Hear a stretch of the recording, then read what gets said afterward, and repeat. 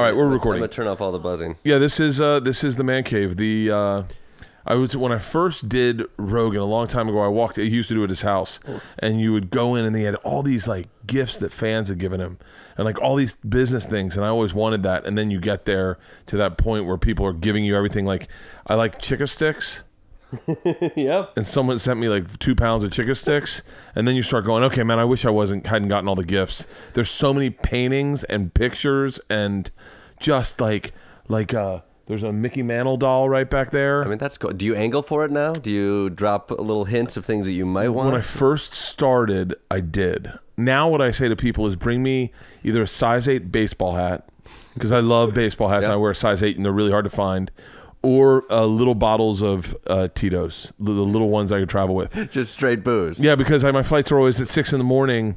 I could bring them to the show, and then my flights are always 6 morning on Sunday morning, and I can make a cocktail in the airport. Little orange juice, 4 Tito's in the bathroom, sip it, bring it onto the plane. Next thing you know, you're in fucking Dallas. You have a real cocktail. Yeah. So you figured it out. You gamed the system.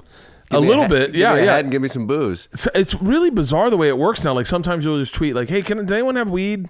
And then someone's like, "Oh, I heard you needed weed. I brought you like an ounce." And you're like, "I didn't need that much." You know, 'cause I just wanted a bud. I've got a one-hitter I travel with. This is, you know, this is when they imagined what social media can do. It really brings people together to help destroy ourselves from the inside. It's amazing. It's amazing. The Tito's thing for me has been the biggest connection, because I drink. I got into a weight loss challenge with Tom Segura about a year ago. That was pretty big. It was one of those things that it was a little bit of a change of career a little bit, because it went, like, I would argue it went viral. Just a lot of people followed the weight loss, and it became like a running joke between the two of us. And then and I did it. I lost 40 pounds in a month, and I didn't stop drinking. Was this the angle? The Tito's was the angle? So I just drank Tito's and soda. And all of a sudden, my Tito's became like, anywhere I went, Tito's would send huge gift bags. And they would send stuff to my house for my dogs. They're all about dogs. And now they're going to my shows, and they're matching whatever people drink in Tito's and giving it to charity at my shows. Really? It is just... So I wish I could get that fucking money. No.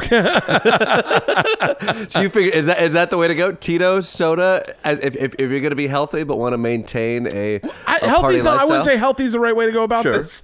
Tito's and soda is not a very, like, what happens with me is I drink big Tito's and sodas.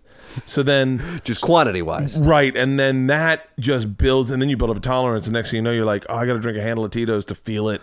And so So this beer will be a nice. Cheers, man. It's good having you here. Cheers. Good to be here. I just saw you had Nikki Glazer on your show. Yeah, Nikki was great. Yeah? Because I don't find her funny. No? Good. Oh, good. We can just clear the air. Great. No, how was it? Was it fun? That was a blast. I mean, the show, we have a lot of newsmakers. We have a lot of writers, politicians, and what have you on the show. So we comedians come across a little bit more rarely, so it's always so fun to have somebody on and kind of give you shit right back. You know, talk a little bit about politically what's going on, and Nikki was talking about sort of doing a radio show and also in the Me Too world, and so that was a fun area to discuss. But to have a comedian come on the show and play around is always a blast. So my manager said, you should have him on. His show's really great, and maybe one day you can get on his show. And I'm the last person that will ever be on your show. That's not true. You just walked in and I had 2 fucking guns sitting on my table. That is true. Do you know why I bought them? That is true. Do you know why I bought them? Why'd you buy them? Because I knew nothing about gun control. Yeah. So I was like, fuck it, I'm gonna go buy guns. I'm gonna see how easy it is. Oh no, talk to me about this. So what did you find? It is it's not impossible, but it is so frustrating. I would never buy a gun in LA. Because of the process too. The process is exhaustive, meaning it just is difficult. So I'll tell you, I've talked about this a tad bit before, but so I was sitting here. I just did my special, and I was like, I really milked my family and everything, and I was like, I feel like you shouldn't just try to retell the same joke in your next special. Like, 'cause I see a lot of guys do that. Great style, great sense of humor, but they're just retelling the same jokes, same style of jokes. So I thought maybe I'd talk about something a little out of my swing zone, like gun control. But I think that what we're witnessing in this country, and you can disagree or agree with me, I think you'll probably agree with me, is a lot of people that don't know anything about anything arguing very passionately about stuff they don't know anything about. Yeah, well, I don't know if that's a new thing. I think that is an American thing. It's an American thing, right? Yeah. And I was one of those people. That's your birthright. You can argue as loud as you can without knowing anything about it. Yeah, and I was like, fuck it. On a lark. I'm depressed. I just got done the special. We're just editing it. I have nothing to talk about on stage. I got dates coming up. And I was like, oh, fuck it. I'm going to go buy a gun. And so I was like, I just Yelped it. And they're all over the place, which blew me away. I did not think we'd be able to have guns in L.A. at all. On Burbank, Magnolia Boulevard. Drive down Magnolia. I'm on my way to a meeting.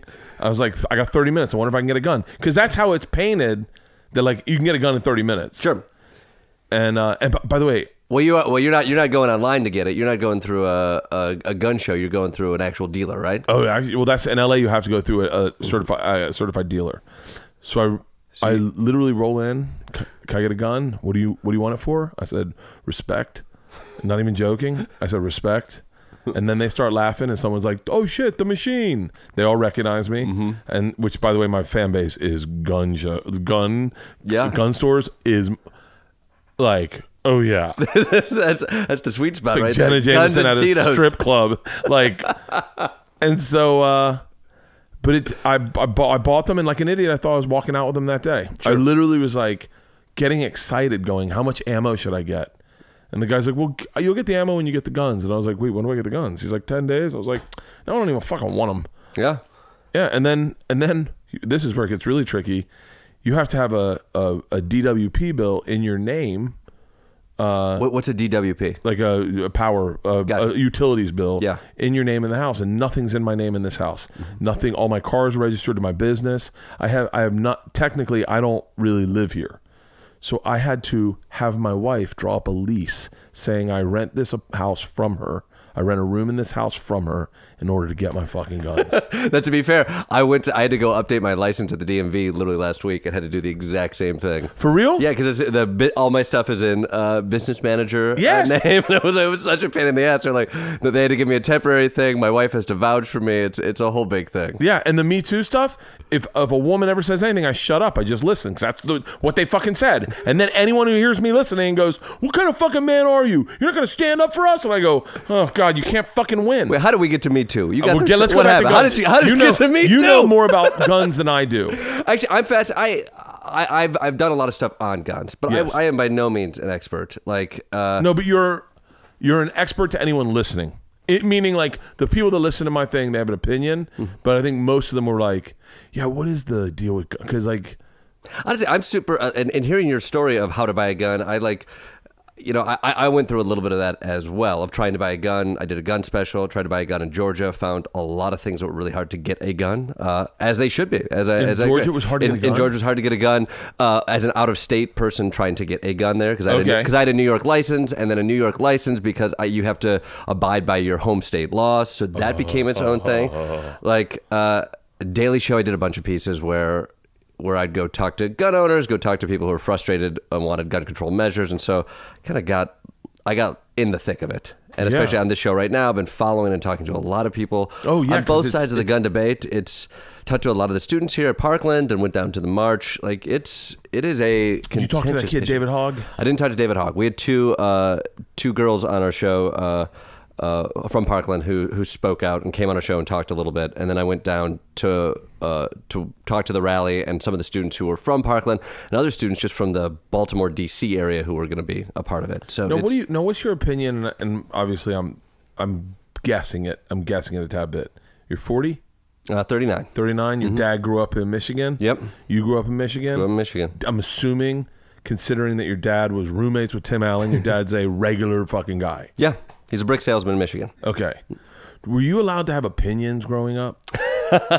I was. You know, my dad is a salt of the earth, hardworking, all about like a very moral, hardworking guy. And so is my mom. My mom's kind of a little bit more of a free spirit. My dad's more down the line, but like very supportive parents who like encourage me to kind of go out, explore, do my own thing. But I grew up a pretty conservative kid too. So like, I was free to have any opinions, but I think my only opinion until I was 18 was like, I need to get into college because that's the only way to get a job. Yeah. And so like my opinions were just my opinions were regurgitating the opinions of adults who had an idea as to how to navigate becoming not a loser, I suppose. And so I felt pretty. I was not stifled by my parents at all. Oh, I was stifled entirely. Yeah, my dad called me asshole, lovingly, like asshole. You don't. There's like I remember the Gulf War started, and I was like, "This is fucking ridiculous. We should be against war." My dad's like, "Asshole, go to your room right now until you realize what a fucking idiot you are." Yeah. And I literally sat there. I was like 16 years old, and I was like, "Why am I an idiot? Why am I an idiot? Why am I an idiot?" and it was because, and that's part of why I don't talk totally about politics is because I don't do the research. I'm not well informed. Sure. And so I watch, I think when I watch these kids, these Parkland kids talk about gun control, I don't really care. Like, I don't care. I care that they're passionate. I think that's awesome. I think that's really cool. That's where change comes from. I do believe I've always been cool with change. I get more jealous that their parents are letting them talk. I know. I would say that too. I was like, I don't think I knew to be curious enough at that age to have opinions, be articulate about it. And I think honestly, in talking to some of these kids, like I get the pushback people have, but these kids are incredibly well spoken. And you go to the march, and I was interviewing people who were You went not to the march? I went to the march. I talked to a lot of students, just random students, very articulate. But more than that, like the moral authority of like you ask them, why are you here? And it's pretty hard to argue with kids who are like, I don't want to get shot. We do, like they talk to adults and like, you don't know what it's like to grow up post Columbine. Like we do drills. Everybody does drills. They're like, I don't want to get shot. I'm afraid of that. And so why do you march? I want to do whatever we can to stop that. And I think like there's the pushback that I see from the far right on like these kids having an opinion.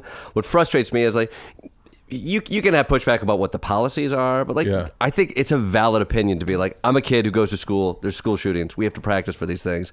I don't fucking want to get shot. Like it's the fact that kids are getting attacked for that point of view, I think is crazy. Well, I think it's weird that adults are attacking. I mean, it makes sense that adults are attacking kids.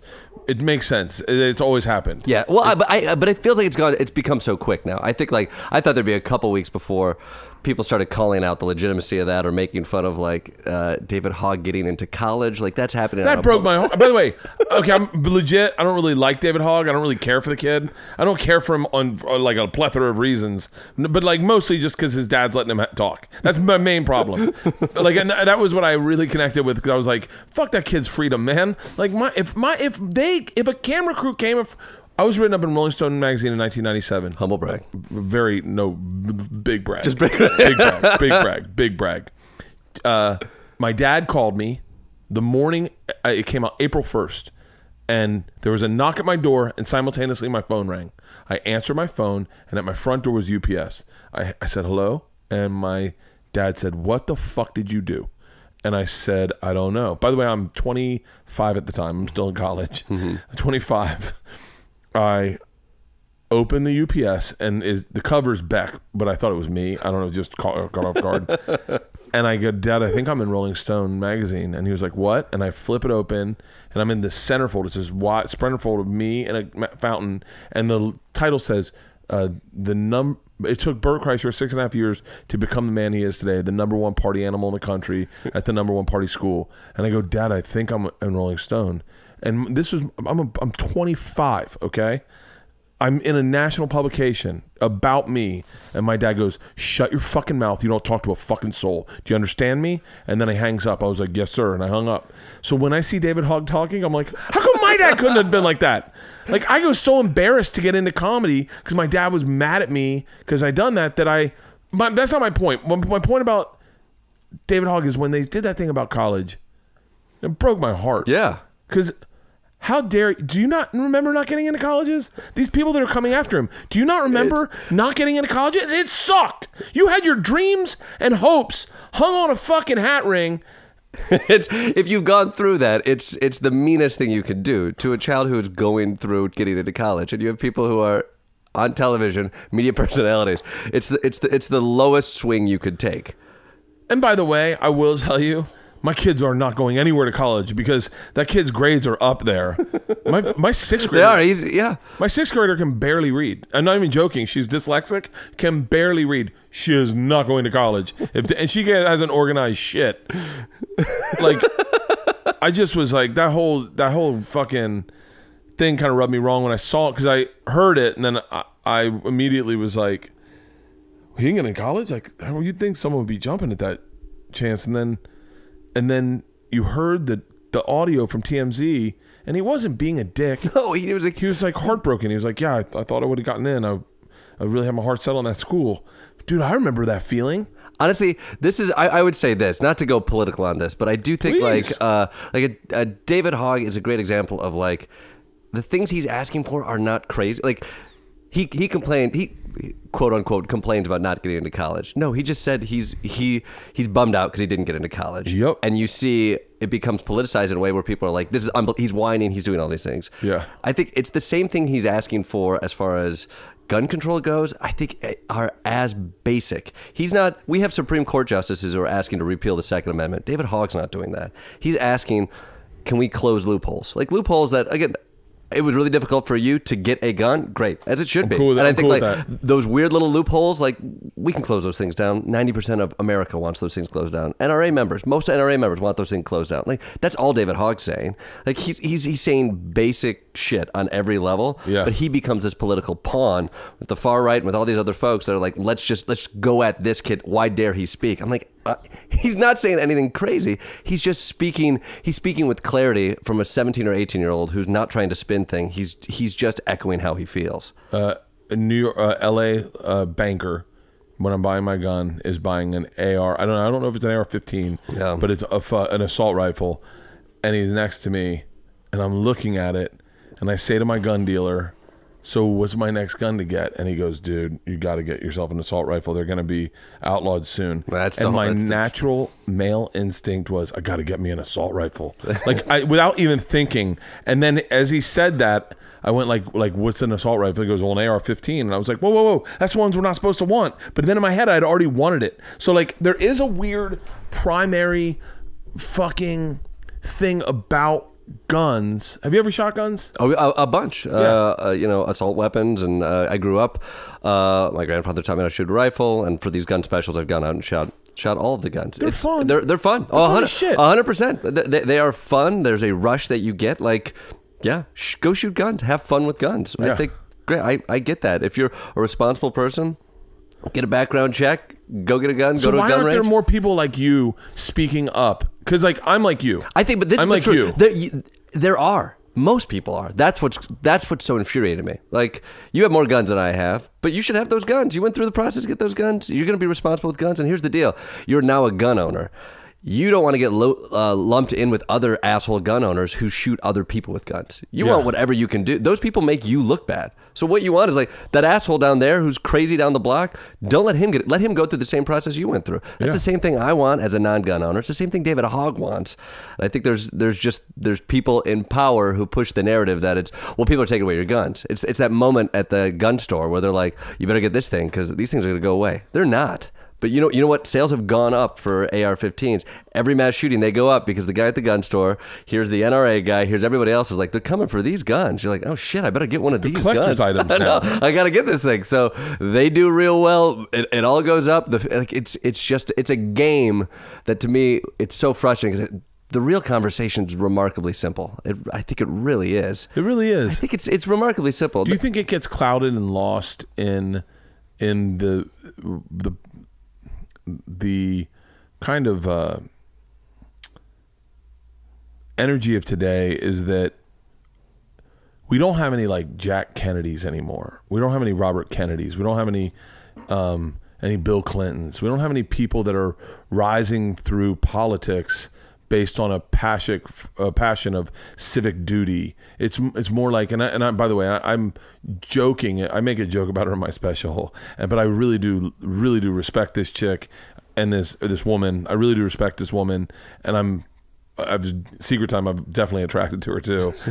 But Chelsea Handler is now going around, and I think it's noble that she's devoting her time to to her civic duty and like going in and trying to make things better. But I think it does suck for the young lady going through college at George Washington University who's in poli-sci and is now like, so wait, I should get a talk show first and then I can get into politics? Like, it's a weird thing with Trump. Like, how the fuck did, like...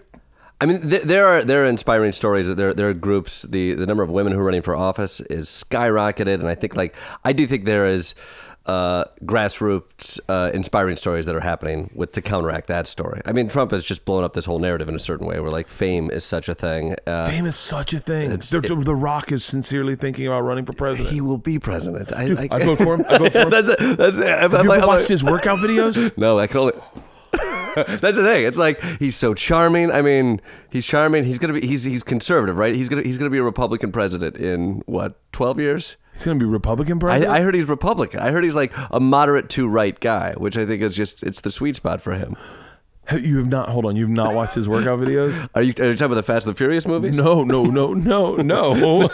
I assume that's a way to call them workout videos. No, you've never watched his Instagram? No. Oh, Jordan, you're missing out in being a man. Part of being a man is being sexually attracted to another man, but in a straight way. Oh, I have that. Trust me, I've got that. I've got that all over the board. I just don't. I guess I've never seen the Rock. They're so good. They are like, he's like. 6 a.m. sitting in the iron jungle. By the way, this is verbatim. I've watched so many of them I can quote them. Trying to put in some don't get trapped by the bot. Like just meathead, but really inspirational. And you start going, fuck, I should work out. I should fucking work out. Maybe one of the greatest days of my life, no joke, is the day the Rock retweeted me and commented on my video. I can tell you where it was Christmas Eve. And I was in my kitchen and my buddy texted me and was like, holy shit, can you believe The Rock retweeted your video and commented it? And I went, hold on. So I went to my Instagram, I saw it, and then I saw him comment. And for like 3 days, he was watching all my videos and commenting on them. I was shaking, and my daughter, Georgia, walked into the kitchen and goes, what's the matter? And I went, don't ever forget this moment. She goes, what? And I go, the fucking Rock just retweeted me. Now, by the way, I'm her father figure, and I'm shaking because another man retweeted me. And if you mention it to my daughter, she'll go, oh, I know where I was when the Rock retweeted Dad. Dude, I put a tweet out there shortly thereafter, like, yo, Rock, I will fly to wherever you are. I will put myself up for a fucking hour podcast. I will come to you. I will do it at your leisure during whatever is easiest for you. I'll work out with you in the Iron Jungle. I will hire a crew just simply to have you on my podcast. He is that inspirational. He is such and he's not like, it's not like a Kevin Hart's inspirational, but Kevin Hart's like a delusional inspirational. Like hard work will get you everywhere. What is it about The Rock? Is his message? I think part of it for me, if we're speaking candidly, is he did the unthinkable. Like he did the unthinkable. He was a go nowhere, a walk on at Miami, right? Now, you got to realize 100% of those people end up never competing in sports ever again. But then he transitions into wrestling. He works his way up to wrestling is to the top, and now 100% of those people never leave wrestling and gets into the movies. Then he gets into a movie and everyone's like, well, he just got into a movie. A lot of wrestlers sometimes do one movie, aka John Cena. And then, oh my God, he's at the top and now he's the biggest movie star in the world. He is the big fish in the pond that keeps asking for the bigger pond. And that is why I'll vote for him for president.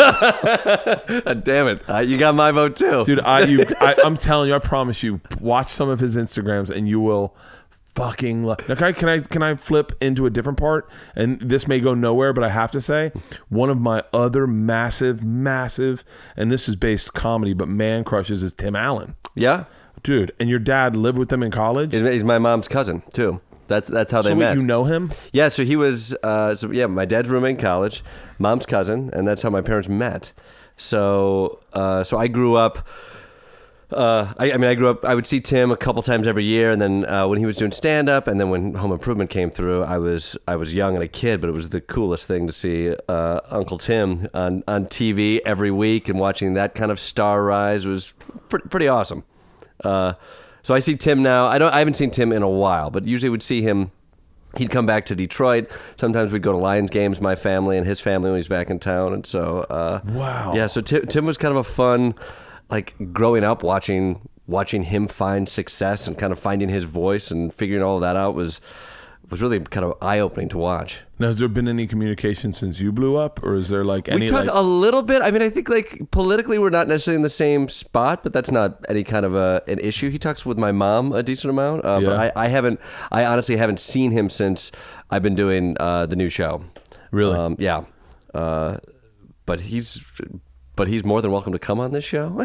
Yeah. He's great. I mean, Tim is great and has been kind to me and to my fam and all of that kind of stuff. And so it's kind of fun to have this guy who's now become a little bit of an icon of also conservative comedy. Yeah, I wish. I'm by the way, I'm a huge Tim Allen fan. Yeah. Like I think he's really unique to look at too. Is I feel like. And you know the stand-up world better than I do, but I think like the success of like Blue Collar Comedy Tour, like he sort of was 10 years ahead of that, finding kind of this voice of like kind of blue collar comedy, masculine comedy in this era that was sort of devoid of that. Like you'll never see that show from the perspective I saw it from, only because you saw your uncle in it, but like I saw such a simplicity in a character. Like it was such a I call it cutting the sleeves off your comedy. It means like Larry did or like what Ron does with the cocktail and the cigar, or what, you know, it's just basically streamlining it into the one thing that is super identifiable that people latch on to. And I think I've done that to an extent. I think I convoluted a lot more than I need to, but Tim Allen did it in such a highbrow way by saying, I am this guy. But he was also wearing a suit, and he was like, I'm more like you, and like it was so brilliant. Now, was he an inspiration for you to get into show business at all? I would say like it was sort of. I mean, like I got into show like for me, I would say my path kind of came high school and college. I got into improv and followed that path. Yeah. And so I would talk to Tim about it, and Tim was great. Like Tim, honestly.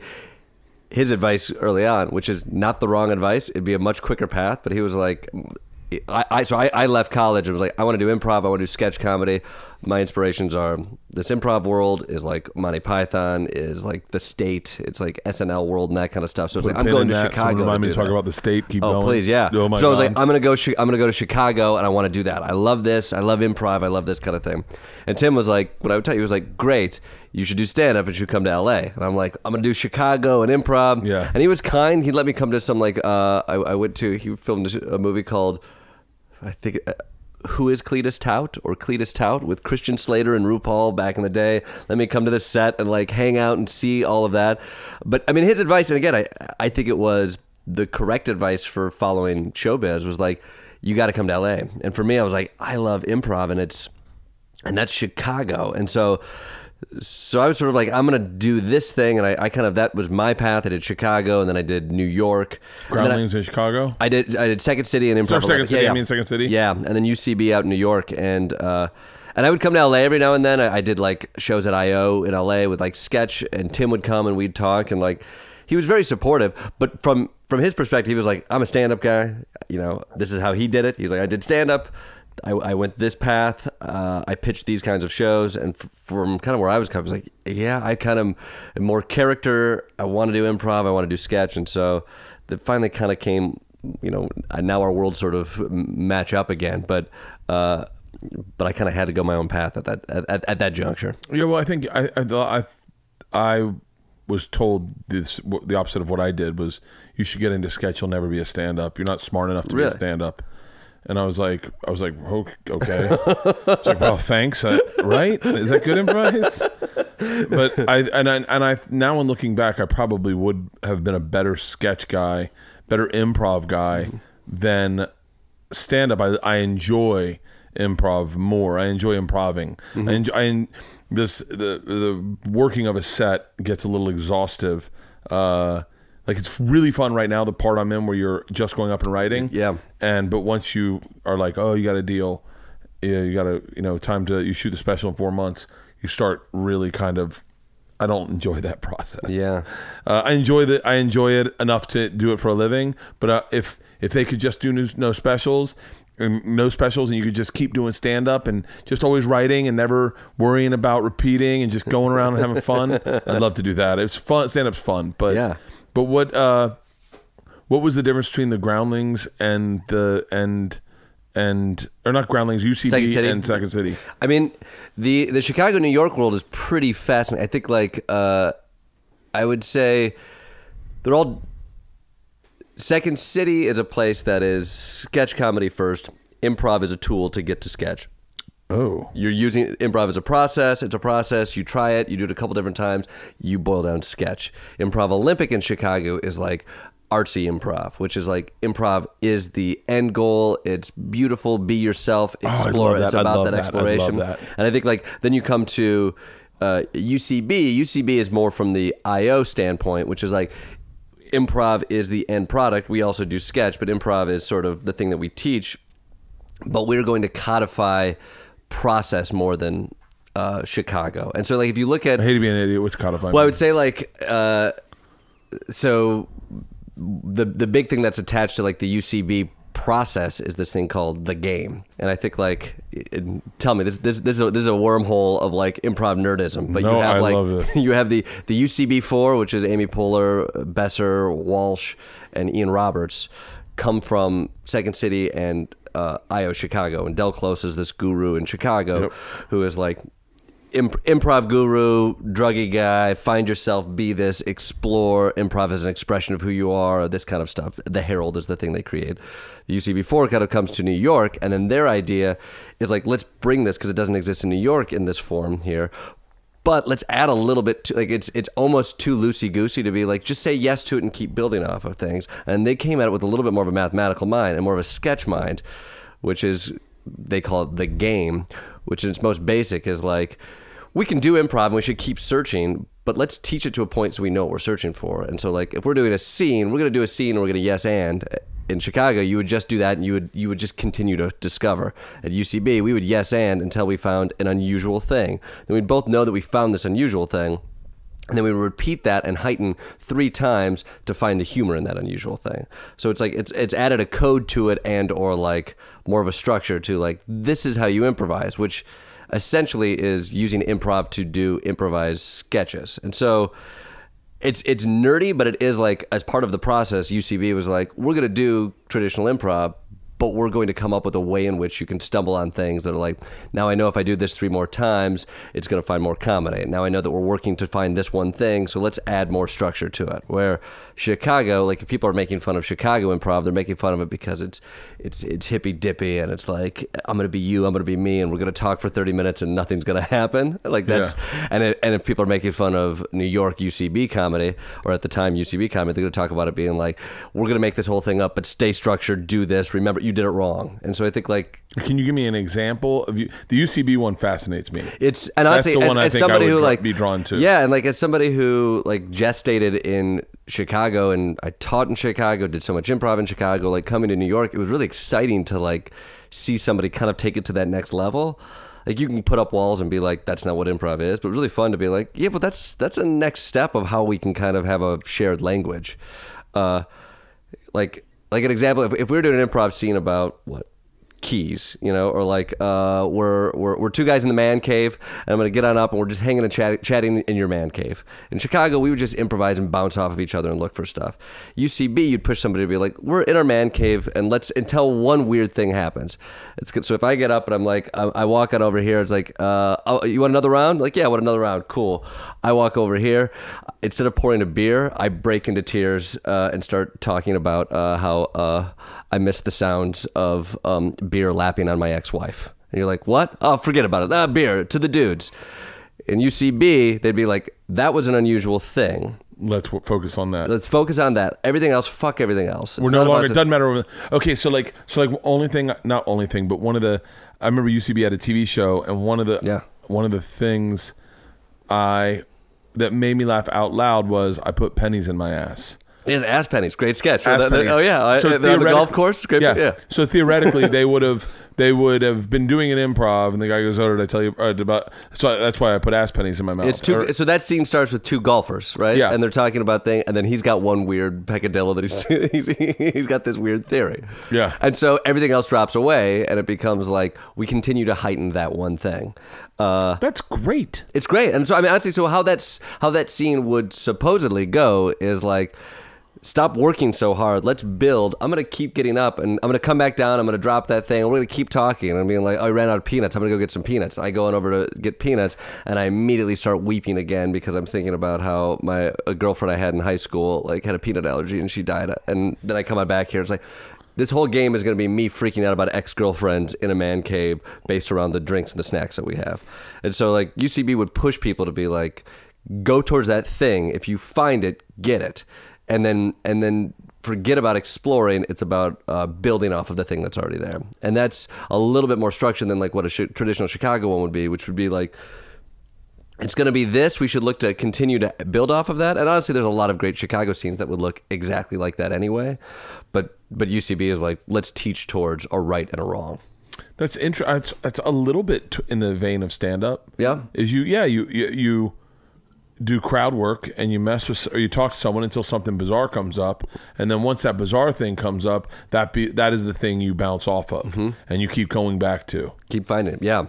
I mean, I loved it as a way to like it like expanded the language of what improv is, and also it's it's fun to be able to articulate what you're actually looking for as opposed to continually just searching.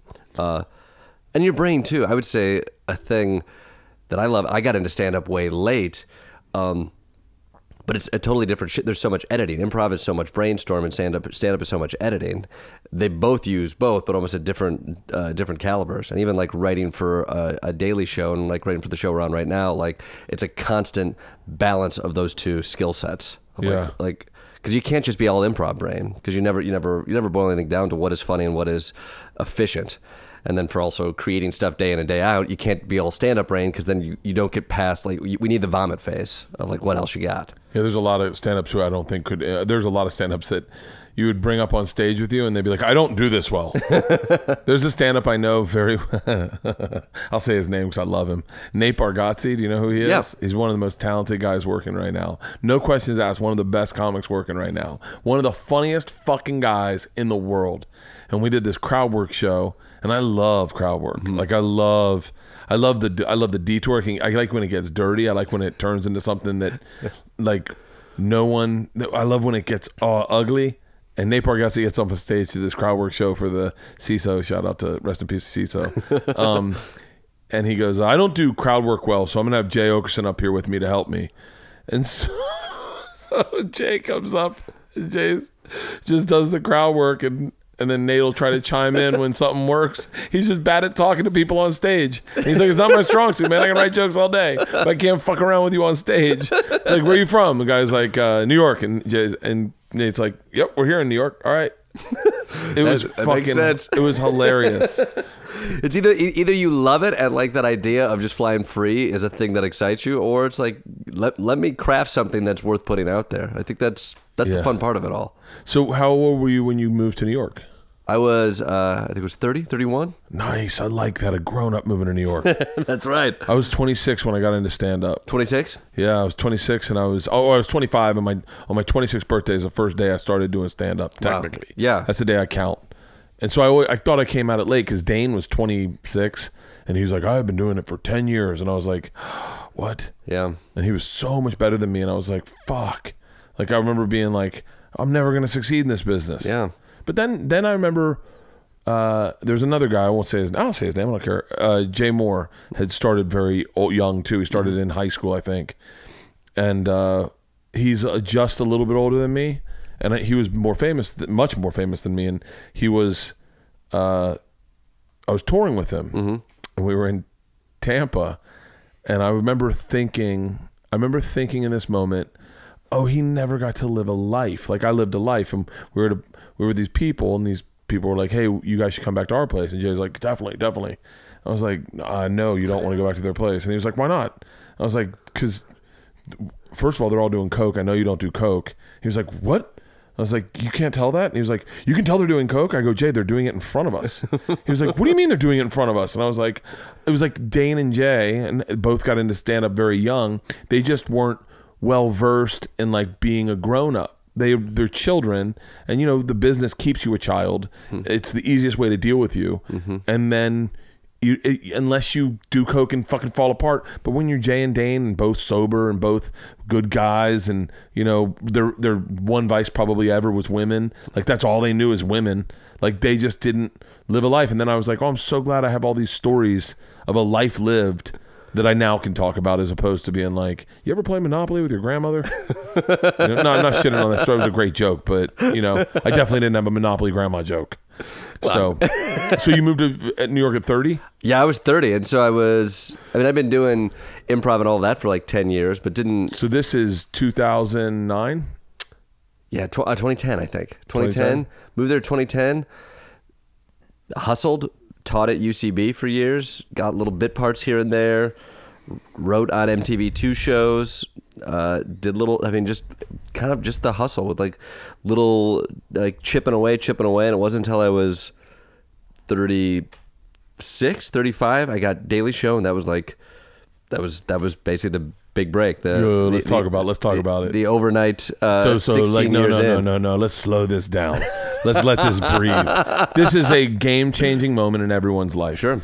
Everyone gets one where you hang up the phone and you take a deep breath and you sit back and you go, I think my life just changed forever. Like, oh my God. Like, where were you? Like, you auditioned? I'll tell you, boy. I mean, if you want another beer, give me another beer, because let me tell you. Here we go. It's, it was an amazing, I'll tell you, it's complicated as all get out. So the story of it all is, I mean, you know how that is. You get close to things and you never get things. You get close and you never get things. And Daily Show was something I'd auditioned for before, but got called in to put something on tape with my wife, because my wife's also a comedian. And wait, who's your wife? Laura Gray. She's on the opposition with me right now, and she's been a writer and a comedian forever. And so we toured together in Chicago. Out of New York? In New York, but we also knew each other back in Chicago. So we moved to New York together. Daily Show, like both of us, they have us put our audition on tape together, and then we make it to the next round, which is, they don't have many. The round is basically reading with John. So you guys are married right now. We're married at this point, and they're both going up against each other. I mean, yes, and so. Do you realize how much I be fucking with my wife's head? Yes, I do. Oh, fuck. I'd be like, don't get out of here. If you need to do anything ritualistic today, let me know. I'll make sure your ritual is fine. I will just make sure your ritual is fine. I mean, it was crazy. So, like, we auditioned, and it was great and weird and strange. We auditioned separately with John. But I would say, like, I wish life was as simple as, like, it's the call, life is great, boy, everything's worth it. But it wasn't. It was complicated. It was like the call to tell me that I got the job, that my wife did not get the job, who's living the same struggle I'm living, who got so close. She got really close to SNL. You get close to things that can change your life and you never get them. And so, like, I got that call at the same moment that my wife got a terrible call. And so it was fucking weird. And I can't stop. I can't stop scenarios right now. You going, oh shit, it's my agent. Hold on. And then going, hold on, it's call waiting. Oh, it's your agent. Do you want to take this call? or the fucking, like, oh, you have, this is like, I can't believe you haven't written this as a sketch. Oh, I mean, honestly, it took a while for us to deal with it. Like, because honestly, it was a thing that we just didn't talk much about, because it was tough. Like, it sucked. And it's also like, a lot of people are like, oh my God, dream job. I'm like, yes. And honestly, The Daily Show was a dream job. But it came with, like, the person I love most having, like, the thing that I could have gotten. Like, they could take one person, John Oliver left, and I got to go in, and, like, so it was tough and strange. And I feel like that's kind of what this industry is. It's like, it looks like it's all roses, and it's great, but it's complicated. And so it kind of lived complicated for a little while, and she did a lot of other cool stuff, and it became something that we weren't constantly pushing back. That is but so fucking amazing. Yeah. That's a study in so much more than just the entertainment business. It's a study in. I mean, I'd pay money to watch that as a sitcom. I'd pay money to. I would pay money to never have to see it ever. Really? Who was the guy? Austin? Who was the guy that we had on from either SNL or from the Daily Show recently? And it wasn't Rory.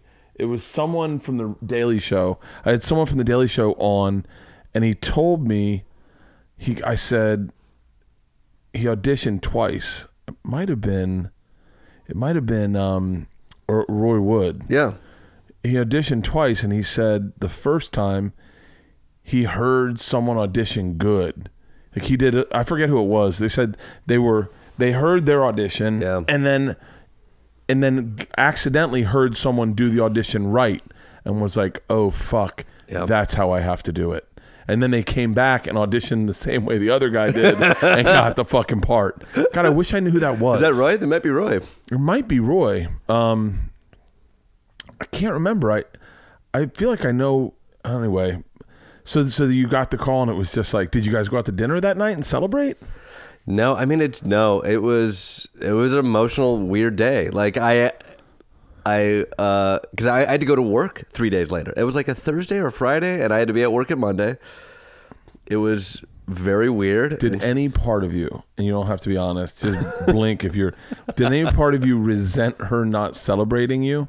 Or were you so happy internally that you were, because I'm such a fucking bull in a china shop. Oh, sure. I mean, I am not above being an asshole about that. Yeah. I think I think we would both say like, you know, there are parts of that we weren't proud that I wanted, you know, Team Klepper to just jump from the rafters. This is good for all of us. Yeah, exactly. Yes, but then also I know exactly if I was in those shoes exactly. Oh, because I forget that it was a coin toss, and you were the other side, and party. And let me tell you something. I don't give a fuck how progressive you are. If my wife beats me for a job, that fucks with my manhood. And especially in comedy, if my wife's podcast gets bigger than my podcast, my wife just started a podcast, right? She started it because she just wanted something to do, and people come to my shows and they're like, "Dude, I really like your wife's podcast."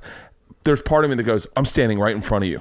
I'm the one that introduced you to her podcast. Don't fucking talk about her. You just saw me perform for an hour. How dare you?" My happiness, though, is directly connected to whether she feels like that. That's the most. I feel like that's that old school man stuff. Is like happy life, happy wife kind of a thing. Yeah. Like that's stitched on some old dude's pillow somewhere. Yeah. But I do think in that moment, it's like, oh, if she could have gotten that, I did. I mean, I don't know. I would have been a shithead if I didn't get it and she got it, and it can't not fuck with how you see things, because it is that luck. You're like, fuck, I got this thing, I feel great about it, and then you can't help but feel like, yeah, I got it. That was the right thing. I'm sure I was the right person for it. And I've been on the flip side where it's like, fuck, it was just that random. Yeah. My life could be totally different there. So it took time for us. We had to ease into it. But she then became the biggest supporter and biggest fan of all of that, and now we work together on the show, which is awesome. So like, is it fun working with your wife? It is super fun. I mean, the show's so encompassing. Like, it's all I'm thinking about, and now it's all our home is thinking about all the time. It's I called it production brain. Yeah, where you can't think of anything but production, and it took from my stand up pretty aggressively, because I'd get in production brain and I'd spend a day thinking about the pit vipers, because we were going to wrangle pit vipers in Costa Rica. So I never once thought of a joke for like 7 years. The jokes were few and far between. Mm-hmm. And then when I got out of production brain and had to get back into stand-up brain, it definitely took a while for me to go, oh, that's right, everything's a fucking joke. There's no seriousness. That's what I feel like. That's the weird thing I'm balancing. Like, yeah, you know, I got to be a producer and I got to be a host on this show. But my brain is very much in the produce, like how do we make this thing happen today? How do we get these people and what have you? And so it's like, oh, you have to learn how to be a leader and to organize something so it works. So that production brain, you gotta have it, but you gotta leave a little bit of space where it's like, I gotta be having fun and start, you know, fucking around with the writers and playing around in a way that like you're actually getting new material and not just stuck on like the numbers. Oh, I was the best leader. I wasn't the best host. Yeah, I still to this day don't know if I'm technically talented, but I am a great leader. What did you like being a host? I had a little bit of an epiphany last night, 2 nights ago, maybe last night, that I was always under the assumption that people tuned in for the host as opposed to people tuned in for a show. And all my shows were hosted reality, and I was always fighting to make it original. I would fight tooth and nail for things that I thought were needed to be there. And the other day I'm watching some bullshit show called Carnival Eats, and I'm just like, and the host is horrible. He's really bad. He's like an Ace Ventura ripoff. I gotta tell you, you're selling it to me. I would take an Ace Ventura ripoff. I wish, if as a host, I was watching it going, oh my fucking god, they're lighting these shots. Like, are you shitting me? There's another show I watch, Man vs. Food, where the guy, and they just fired Adam Richin, who's my friend. Oh yeah, he's great. Yeah, and then they have brought in a new guy, Josh Denny. He's not a bad guy, not a great host, not a bad guy. He does this thing. This is my favorite thing to ever do, ever in reality shows, is watch bad hosts. A lot of times will talk to camera, and if they're talking to a person, don't watch the host, watch the person, because they don't know where to look. So they'll look at the host, he's not looking at them, they'll look at the crew, and then they'll look in the camera. And that guy does this. It's so much fun to watch a poor chef going, well, this looks good, but this looks better. And then you watch the guy go, where am I supposed to look? And so, I still watch Man vs. Food. I still do. I hope Adam Richman doesn't hear that. But I still watch Man vs. Food because the show's good. And so I was coming from the stand-up world that I wanted to be authentic. I wanted to break barriers. I wanted to change the genre. I wanted to be a show that people were like, I mean, I did the 4th season I did of my one show. I did a few shows on Travel Channel.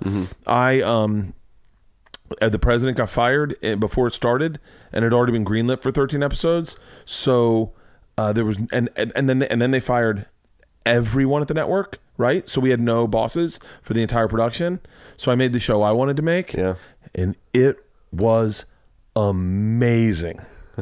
And they buried it so deep because it was amazing, but it was not on brand. It was definitely not on brand. I mean, one of my reads was New Jersey's like a chick with a fat ass. Like, not everyone's into it, but if you're into it, you like it.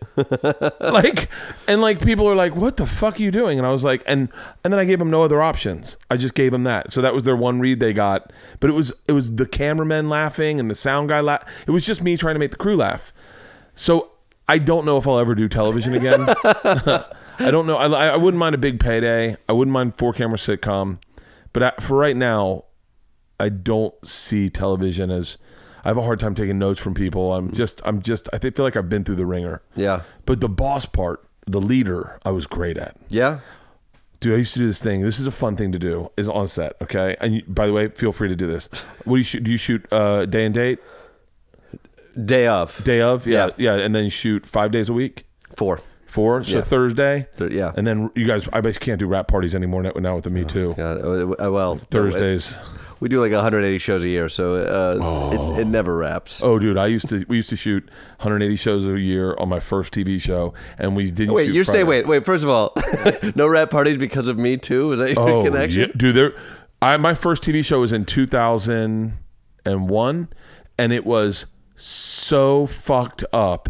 Like, people would go back to the lot, into the offices to do coke. Like, there was no fucking rules. Yeah, we are a bunch of nerds over at the Opposition, and we finish a show, and then people like run to their computers to read Politico to see what's happening. It's a very different show. Very different show. I think it might be a different show. One of the funnest things we used to do, and we used to do this for the cameraman. First of all, I'd always do Big Mac Mondays, where I just give a PA $200 and he'd come back with like fucking 200 Big Macs and just go, Big Mac Monday, everyone enjoy a Big Mac. And the cameramen and the sound guys would like come up to me and go, bro, I love Big Mac Mondays.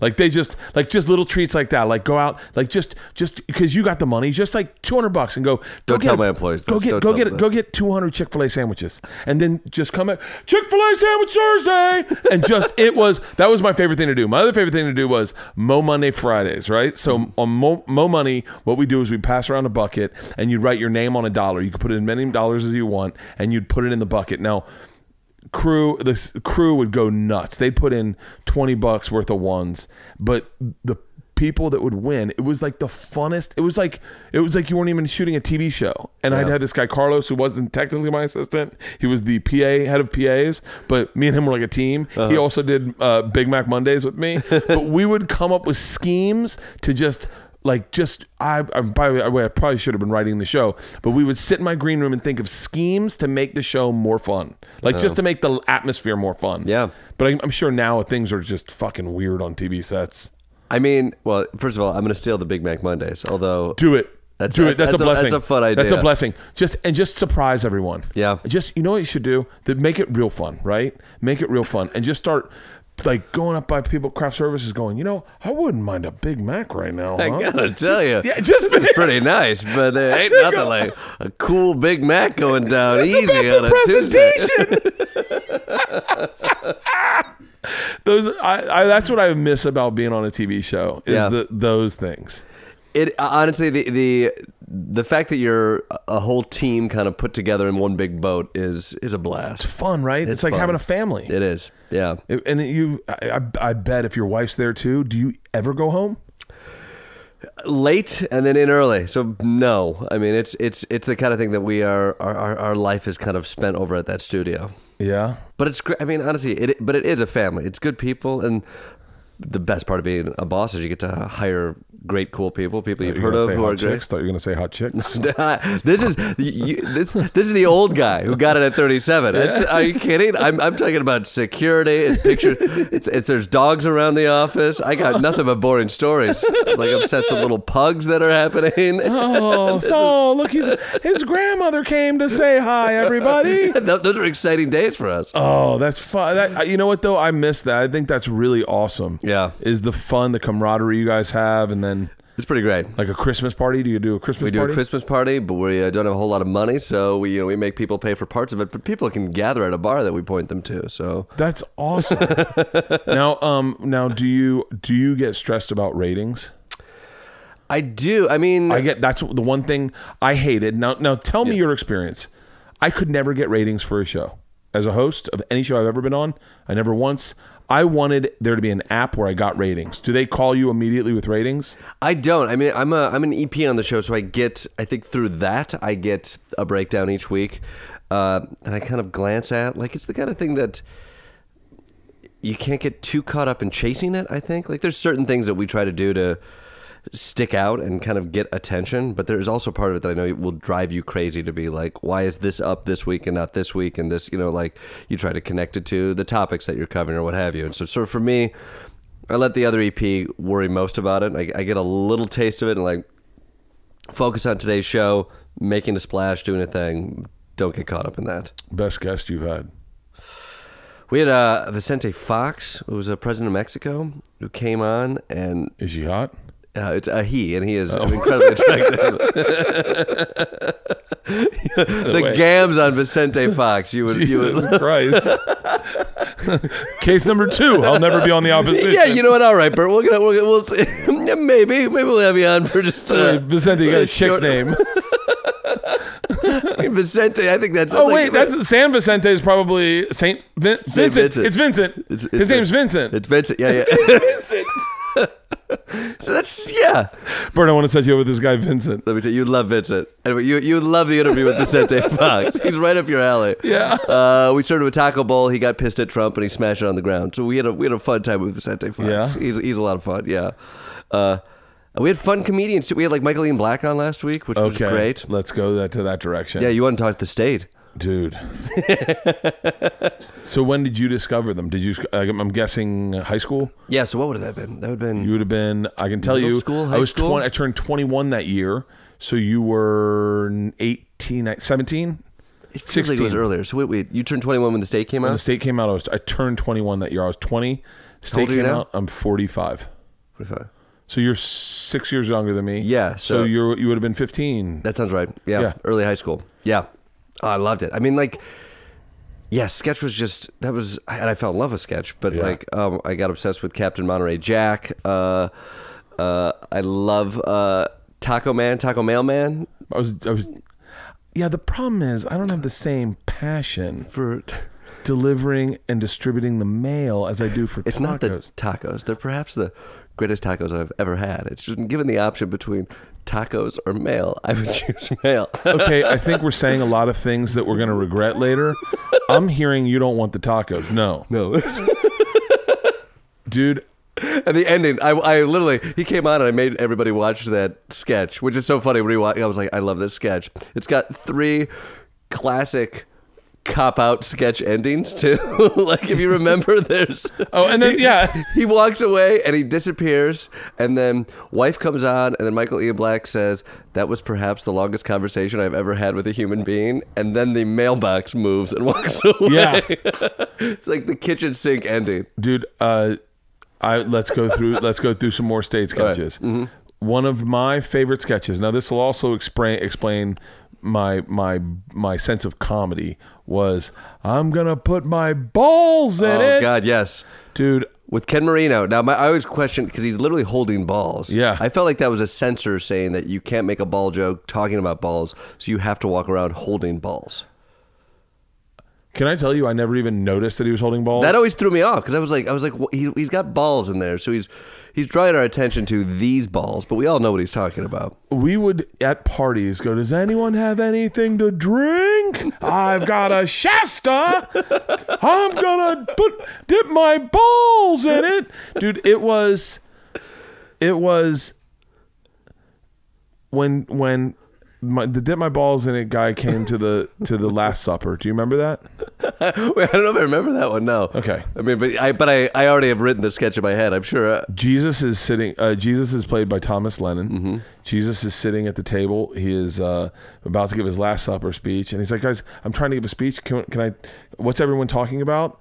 And they're like, "What was his name? His name wasn't Kenny. What was his name?" Because Doug was the other Doug. sketch. It wasn't Doug. It wasn't Doug. It wasn't I'm Doug. out of here. It was Doug. I'm out of here. Oh, you mean Uncle Bob? Yeah, the Bob Dylan joke. By the way, we're just doing inside jokes to ourselves right now. People are like, "What is this? I guess I'll watch the state." We find out who I'm going to dip my balls in. It was Ken Marino.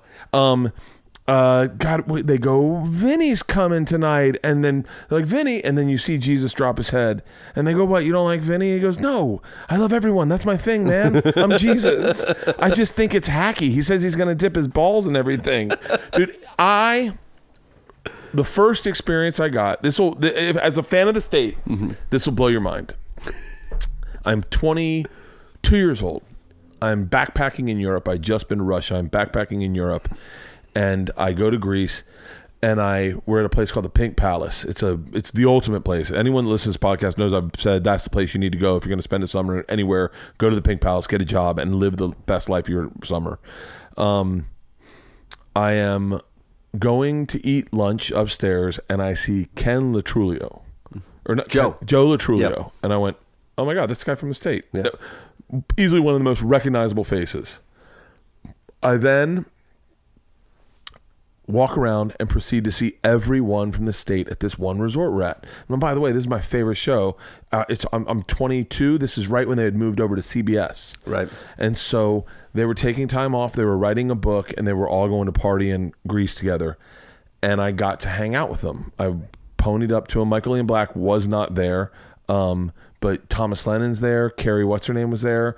And I'm with them. I'm hanging out with them. I'm drinking with them. I'm in the middle of them. And I befriend David Wayne. And I said to him, you know, I think I want to be a comedian. I'd been doing stand-up. I've been doing stand-up at all. I'd never done it, but I'd been being funny around people in Europe. And David Wayne says, let me give you my phone number. And he says, when you get done college, if you move to New York, you can call me. Call me and I'll get you into a couple shows and watch some comedy. You don't have to pay. And, you know, if you're still interested or whatever. I moved to New York. I called David Wayne. I still know David Wayne's number by heart. I still know David Wayne. To the point where when I met Michael Ian Black, I told him this story. And I said, this is how true this story. David Wayne's number is 212. And I told him. And he went, you knew David Wayne. And it was a very recognizable phone number.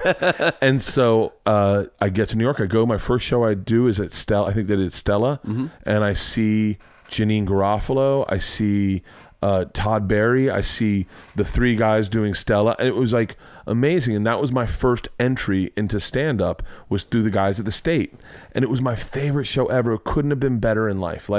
I always say I'm the luckiest guy in the world, and that's my luck. Is that Well, that's what you want, right? You want those people who, like, in that moment are like, "Yeah, I'll help you out." It's a tough racket trying to do comedy here, but if like somebody can reach out a hand like that and help you out, that's. And by the way, I've been a guy who's extended hands and not extended hands, like, and I know how, like, I'm a little bit blown away by Tim Allen that he would go out and say, let me help you out, because I've got cousins in the business, and Sure. sometimes I'm like, yeah, I'm working though. I'm so sorry. I'm just super busy. But like, that's a fucking impressive. That, and then I did a show with Michael Ian Black, and I couldn't have loved that guy more.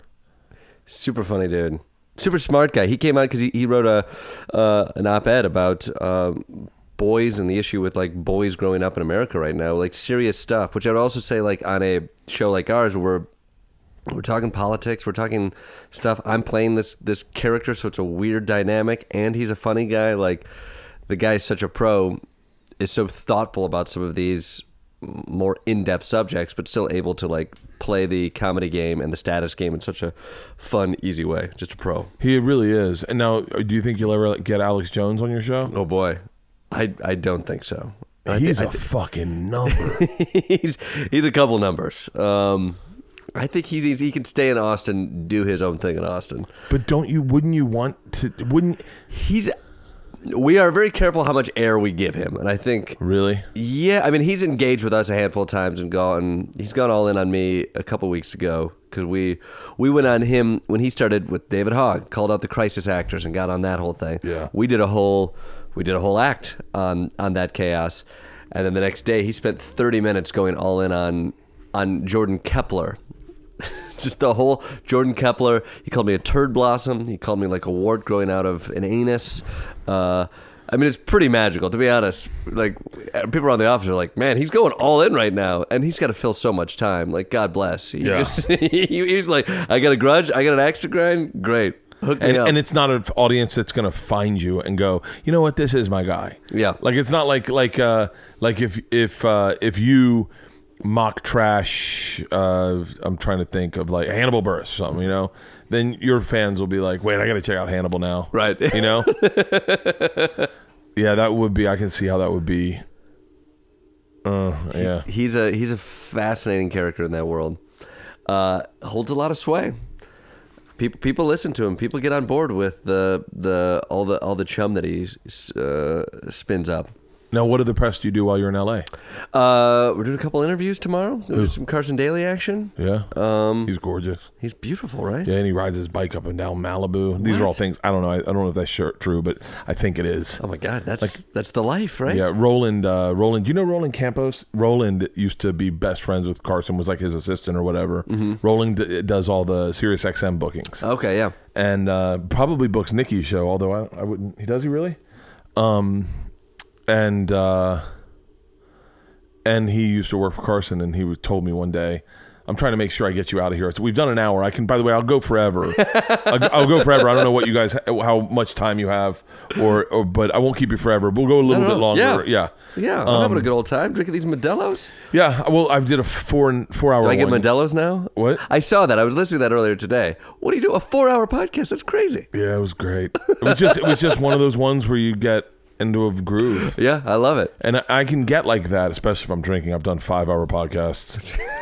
And then you go back and you're like, what did I say in that thing? But I think, you know, are you a podcast guy at all? I'm not. I mean, honestly, it mostly comes down to commute stuff. I'm not much of a podcast guy. Oh.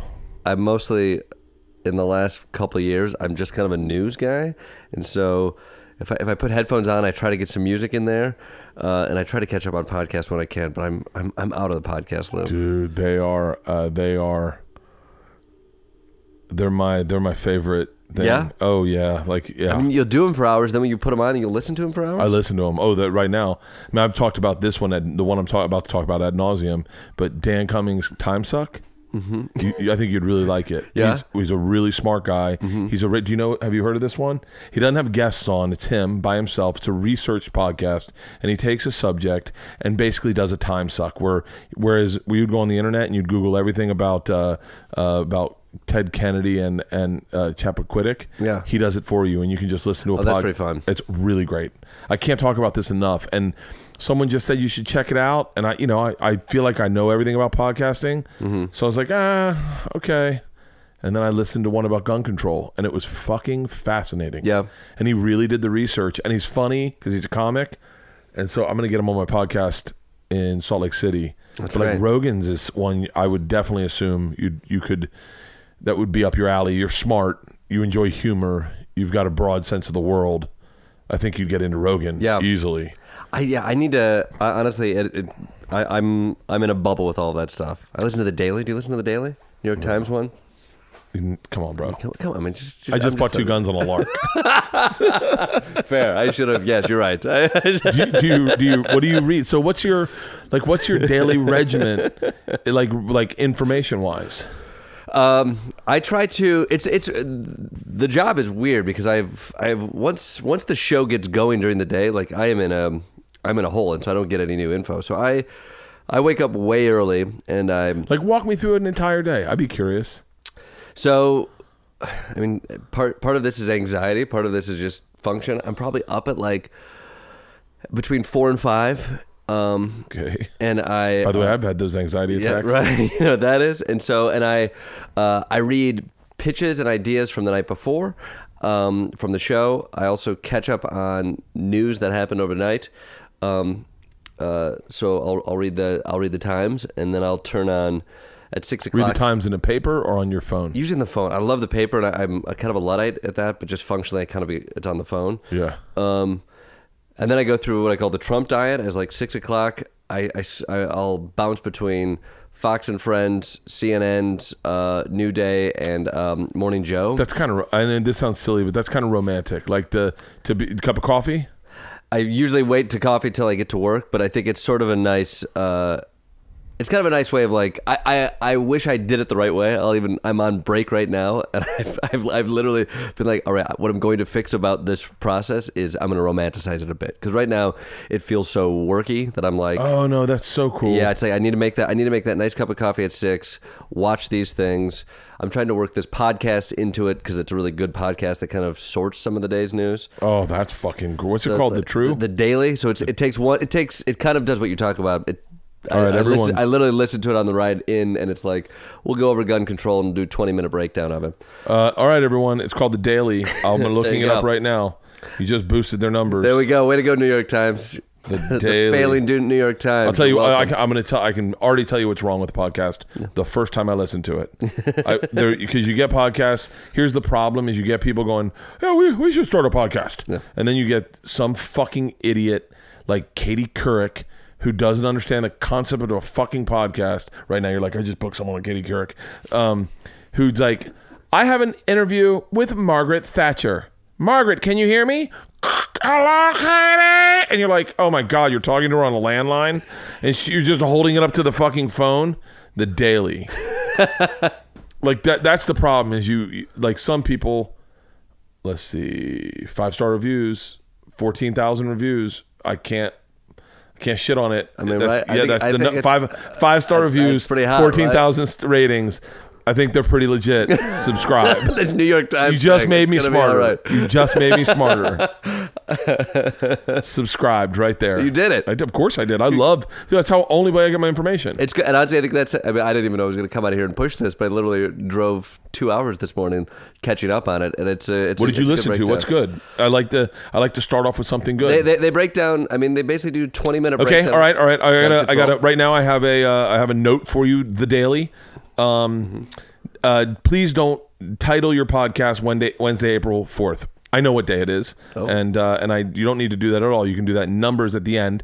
Please put in your title what you're talking about that day. Okay, yeah, that makes sense. I did that to my wife. My wife was like, "It's me, Kathy, and Jill," and I was like, no one cares about your guests. Tell us what the topic is. What are you gonna do for this one? I put my guests in because my guests are guest specific. Right. My ratings are guest specific. Oh, really? Yes. So I get bigger ratings based on my guest. Okay. If my guest is familiar to the people, then my ratings go through the roof. Joey Diaz, 700,000 downloads.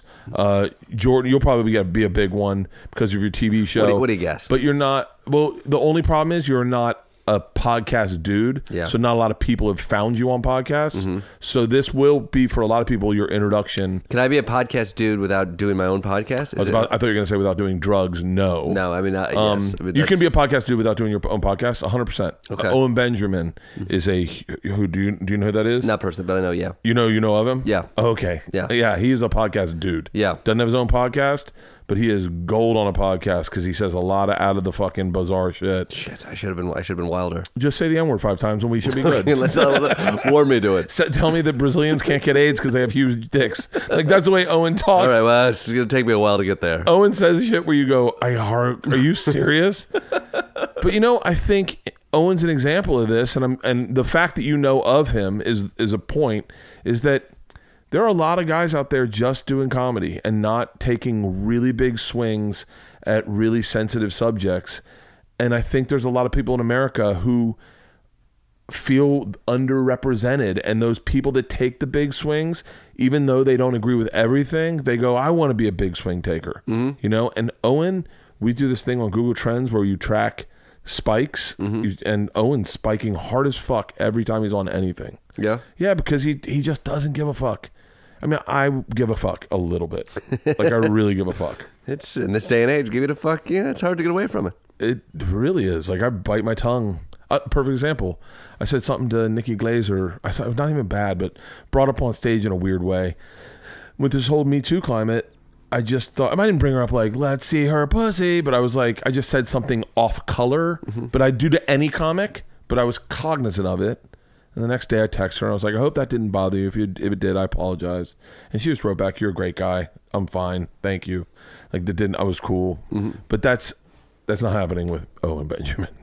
So do you regret that? Do you feel like, because there is in the comedy world, do you wish you had crossed a line more there, or does that feel like that the new awareness that I feel like our modern time is now giving us, is that a bad thing, or do you think that's a good thing? Great. Yeah, I think it's great.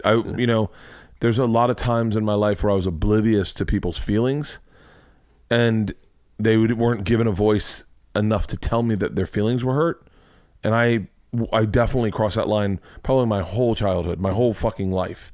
I just said shit, and I was a white male, and I could say whatever the fuck I wanted, and I walked away from it, and I was like, who gives a shit? Oh, you're sensitive? You can't take a joke? And you're like, oh, but yeah, maybe if that was said about me, it would hurt my feelings. And so I'm cool with it, Yeah. I seem like you seem like a guy that was always cool with it. Yeah, I mean, I think, ebbs and flows within all that, but I mean, I think like it is an interesting time for comedy, I would say, and like all comedy friends, like it's everybody feels nervous right now, whether you call it the Trump era or what have you. But I think people are very sensitive about a lot of issues, and I do think there are lines that definitely, as a comedian, you're like, I wish I could cross this line, but I feel like people want something else from me, which can be a scary place for comedy, where like you're wondering where those boundaries are. But I also think like overall, that sensitivity usually and that awareness is something that I'm a big proponent of. But comedy is a fascinating canary in a coal mine with all of that. Like, what year did you stop saying the F word? Ooh, I still say the F word. Not fuck. Oh, jeez. Okay, well, yeah, we're on different pages. Jesus Christ. God, are we fucking globally different? Oh, God, all right. Well, we're in a different. By the way, I call the F word fuck. Yeah.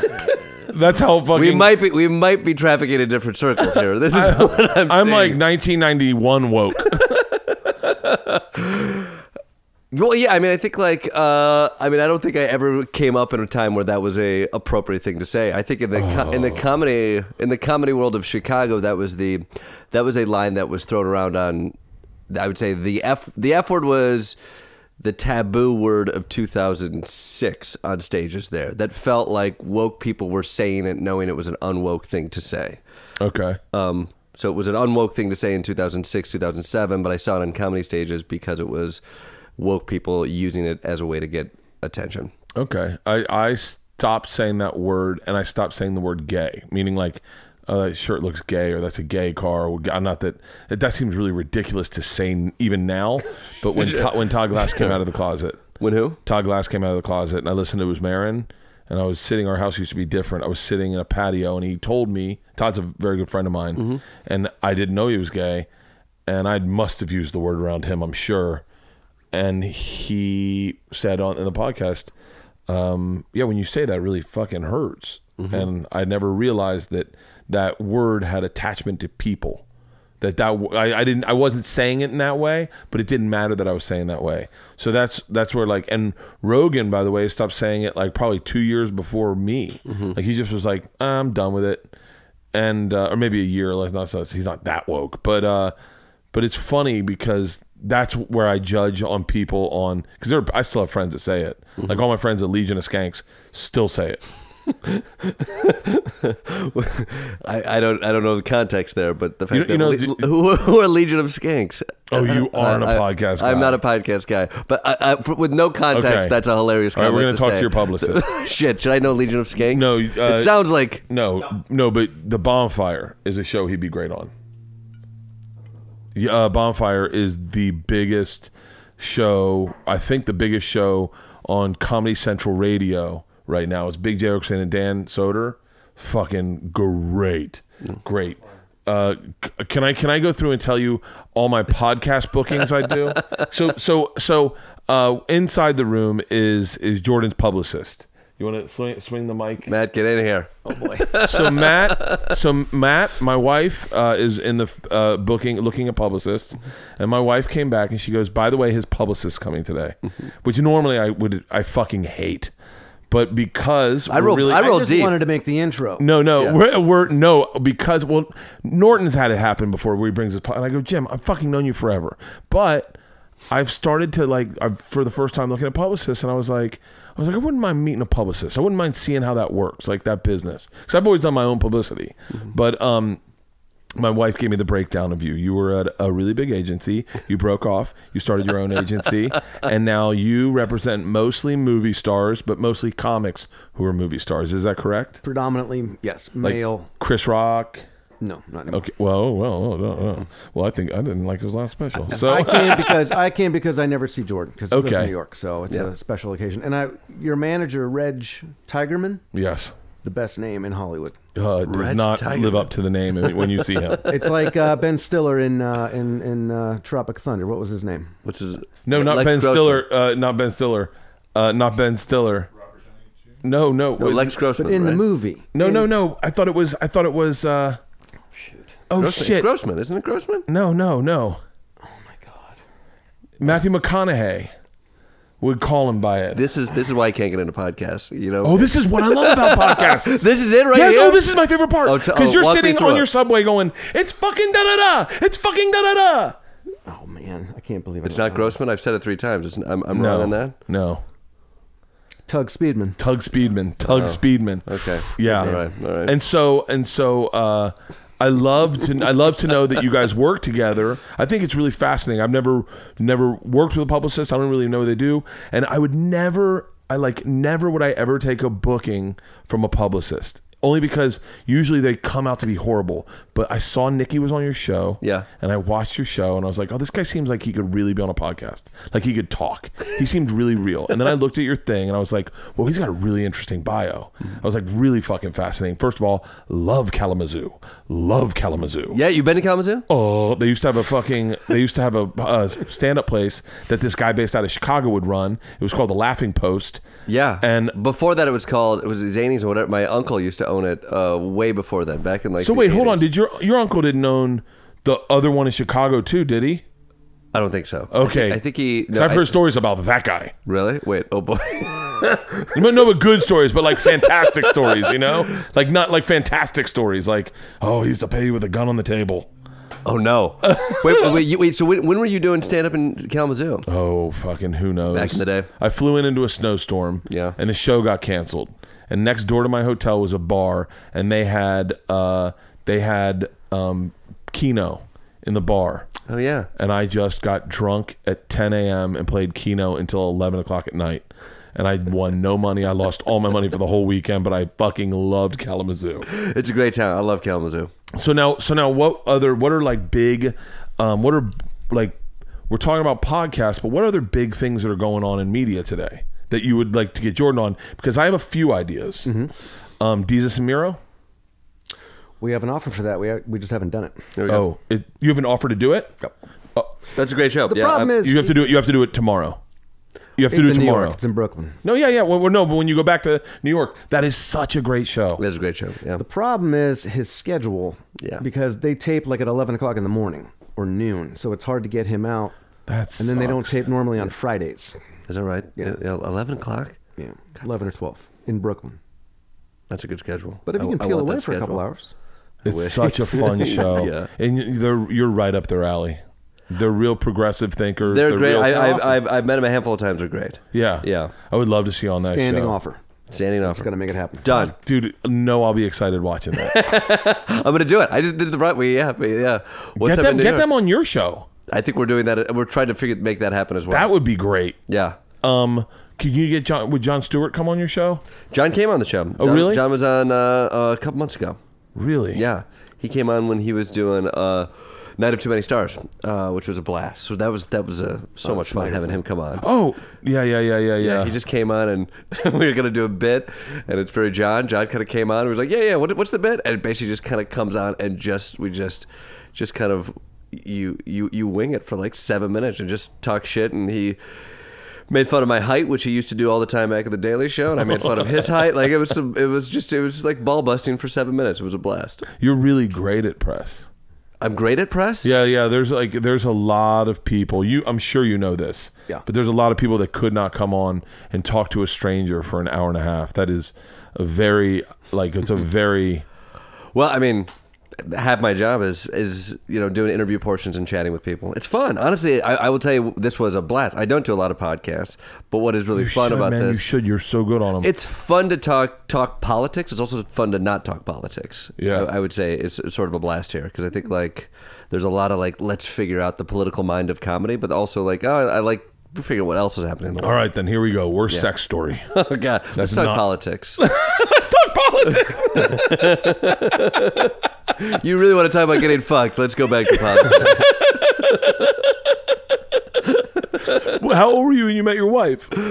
I was when I met my wife. We did comedy together. I was probably 26. Wow, that's you guys have been together a Yeah, grip. yeah. We've been together. We've been married for 4-ish years, but been together for close to a decade. What are her parents' politics? Wait, a decade? Is that If you met her at 26 and you're 39, what are you talking about? we started dating? I think it's been about a decade dating. We knew each other So you in the comedy dilly-dallied. scene. Okay. Yeah, Yeah. comedy scene, kind of knew each other, other relationships. Then got together, and the rest is history. You know. What did you wonder? It wasn't a sex thing. It was an other thing. It was a what thing? Oh, I forgot. Hold on one second. What are her parents' politics? Oh, Like? her mother passed away, but her mother was fairly liberal and was a teacher. Her father's like suburbs of Chicago. He's a contrarian by nature. I think I like a man like that. he's a contrarian through and through. So he will start. You would love him. He will drink you under the table, and he will get in an argument with you about anything. Really? He's a smart guy. He's progressive, but he will. If you come at him progressive, he's gonna go conservative on you. He likes to pick a fight. I like a guy like that. I like anyone who likes to have a good argument. You know. Yeah. But I'm the kind of guy that I like to set up ridiculous arguments. Sure. Like I got into a Chinese New Year's. I got into a fight with a bunch of Asians that I could beat any Asian in a foot race. Well, that's I don't It's a even valid know how to fucking handle argument. this. It's a valid fucking argument. I It's a feel like valid, this feels like pretty fucking 2007 valid. again. Google it. What is the libertine skanks of Newfoundland think of that? The Libertine Skanks, the Legion of Skanks. Legion of Skanks. Yes. Oh my God, that's fucking hilarious. The bet started on I was with my friend Sandy, who's Asian. Our best friends are Vietnamese, and she told me something that was just kind of like oddly racist, but it was about Asians and it was about herself. And she's like, "Oh, did you know that Asians have a hard time finding sunglasses to stay on their face?" And I was like, "What?" She was like, "Yeah, we have a really hard time finding sunglasses because not all sunglasses will fit the bridge of our nose. They'll slide off our face." So you tell me that, and I fucking lose my shit. I'm like, "Are you being serious?" And she's like, "Oh yeah, right." So I go, that's real? And she's like, oh, 100%. So then all at school, we're doing drop off, and I'm literally walking around looking at all the Asian women's sunglasses. And I'm like, God damn it, man, this is fucking amazing. And none of them are wearing like Ray-Bans because they're not meant for Asian faces, right? So this is legit. By the way, don't you spread this to anyone. Don't you say this to anyone because you look racist. But it's true. This is okay. This is if you have a really close Asian friend, softball it to him. Find out. Just okay. You're walking me into something. Is what this? I'm not. This feels like a. So then Sandy and I are in the park the next day, and she's planted the seed, and so her dog starts to run, and she starts running with her dog, and she doesn't look like she should run. Like she doesn't look natural runner. And so I start thinking, is any Asian person? I don't see a lot of Asian cornerbacks. You know, like you don't see a lot of Asian cornerbacks. You don't see a lot of Asian running backs. And then I was like, I wonder if are there any sprinters? I Google on my phone, has any Asian person ever won a gold, silver, or bronze medal in any Olympics ever? And the answer in the history of the world is no. In any foot race ever. Ever. Ever. There's one caveat, okay? In like 1986, an Asian runner won in the hurdles because everyone fell. All right? That's the one caveat. So I go to this party. I research this sober. I remember it drunk. And I'm at a party with Sandy, and someone says something. I'm running the marathon, and they're like, "Oh, you can't run." And I go, "First of all, I can beat any Asian in a foot race in this room." Oh boy! And Sandy starts laughing, and she goes, "I got my money on Bert." And Sandy's Asian, and all the Asians are like, "Wait!" And then one of her friends goes, "Where you come up with this information?" And I was like, "Because you guys have never won a gold, silver medal, or bronze in any foot race ever in the history of the Olympics." You're using, you say Asian, are you talking about, we're talking Chinese, Japanese? There's never been a medaling. Name it. Across the board, there are a lot of Asian people.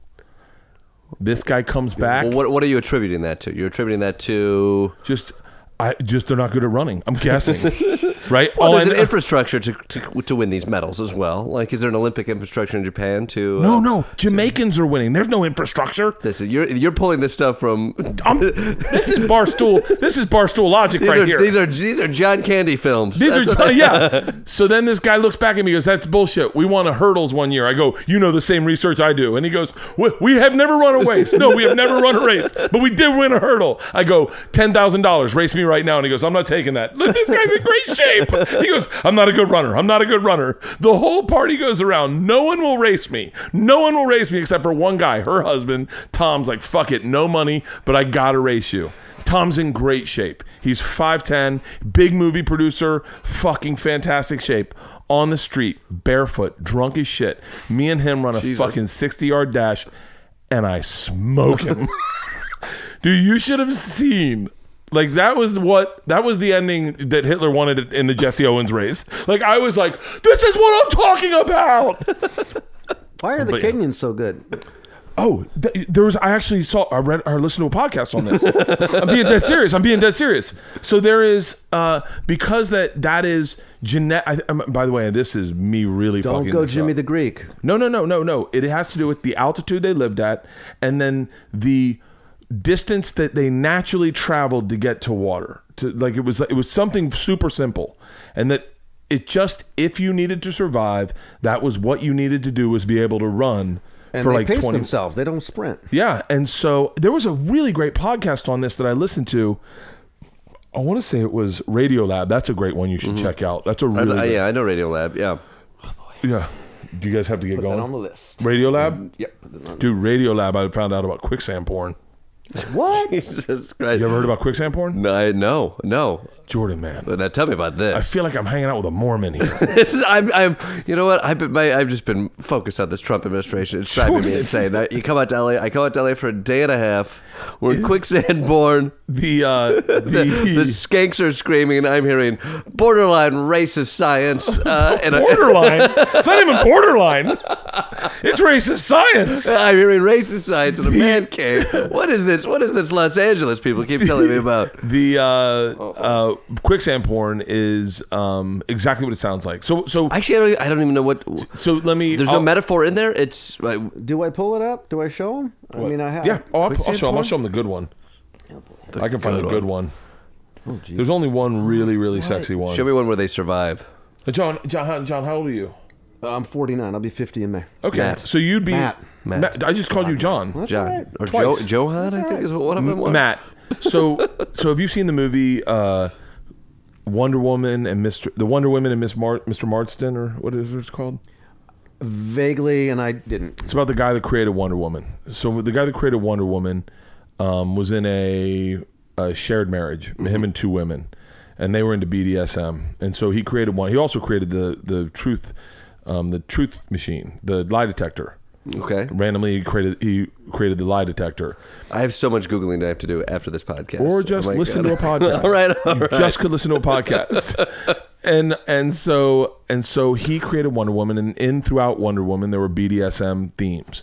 Women tied up, a group of women tied up and tied in BDSM tie knots, like feet and hands behind their back, tied across their boobs. And they literally, the ethics committee in the United States at the time was trying to get rid of Wonder Woman, and he was saying, look, it's just entertainment. But that was what was selling Wonder Woman, was that it was sexy. For when I found Wonder Woman, and you were too young, but John, you know what I'm talking about. If you call me John again. I'm joking now. I met her. I met her when I was a kid. My mom worked at Warner Brothers. Are you serious? Yeah. And I went to the set, because I got, back in the day, this is like probably early 80s, late 70s, whatever. Yeah. Went to the set. I met Lyle Wagner. Remember her? You remember Lyle? He was like the boss. Yes. And I met her. I'm trying to think of Linda Carter is her name. In full uniform. Linda Carter. That was Hold the phone. Jordan, that was don't probably speak my for a little first bit. erection. That Wonder Woman was my first erection.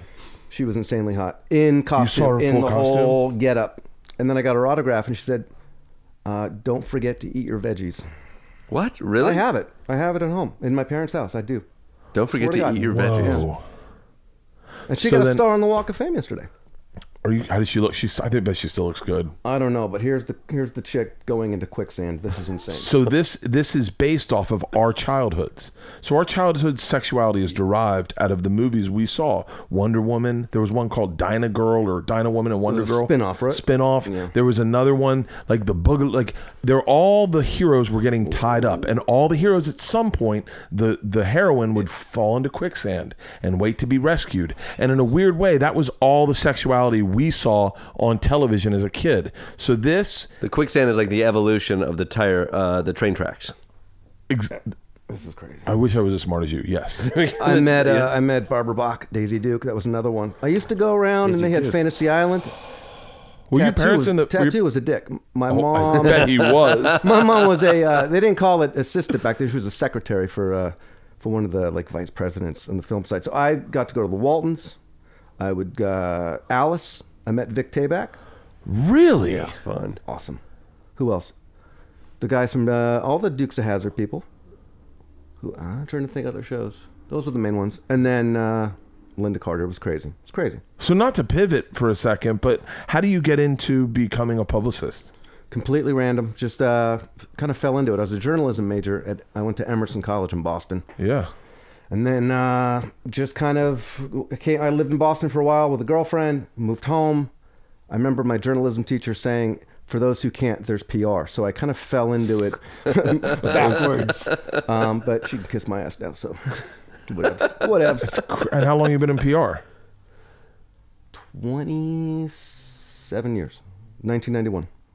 Holy crap! look Now, pretty young, how yeah. did you look? I love your beard, by the way. Thank you. Because Right. the number one thing I got called. Right now, my beard's trimmed on the cheeks, Yeah. which I'm a little embarrassed of. But I did it because I have adult acne on my right cheek, and I was in Hawaii and I was trying to clear it up, so I thought the sun and the salt.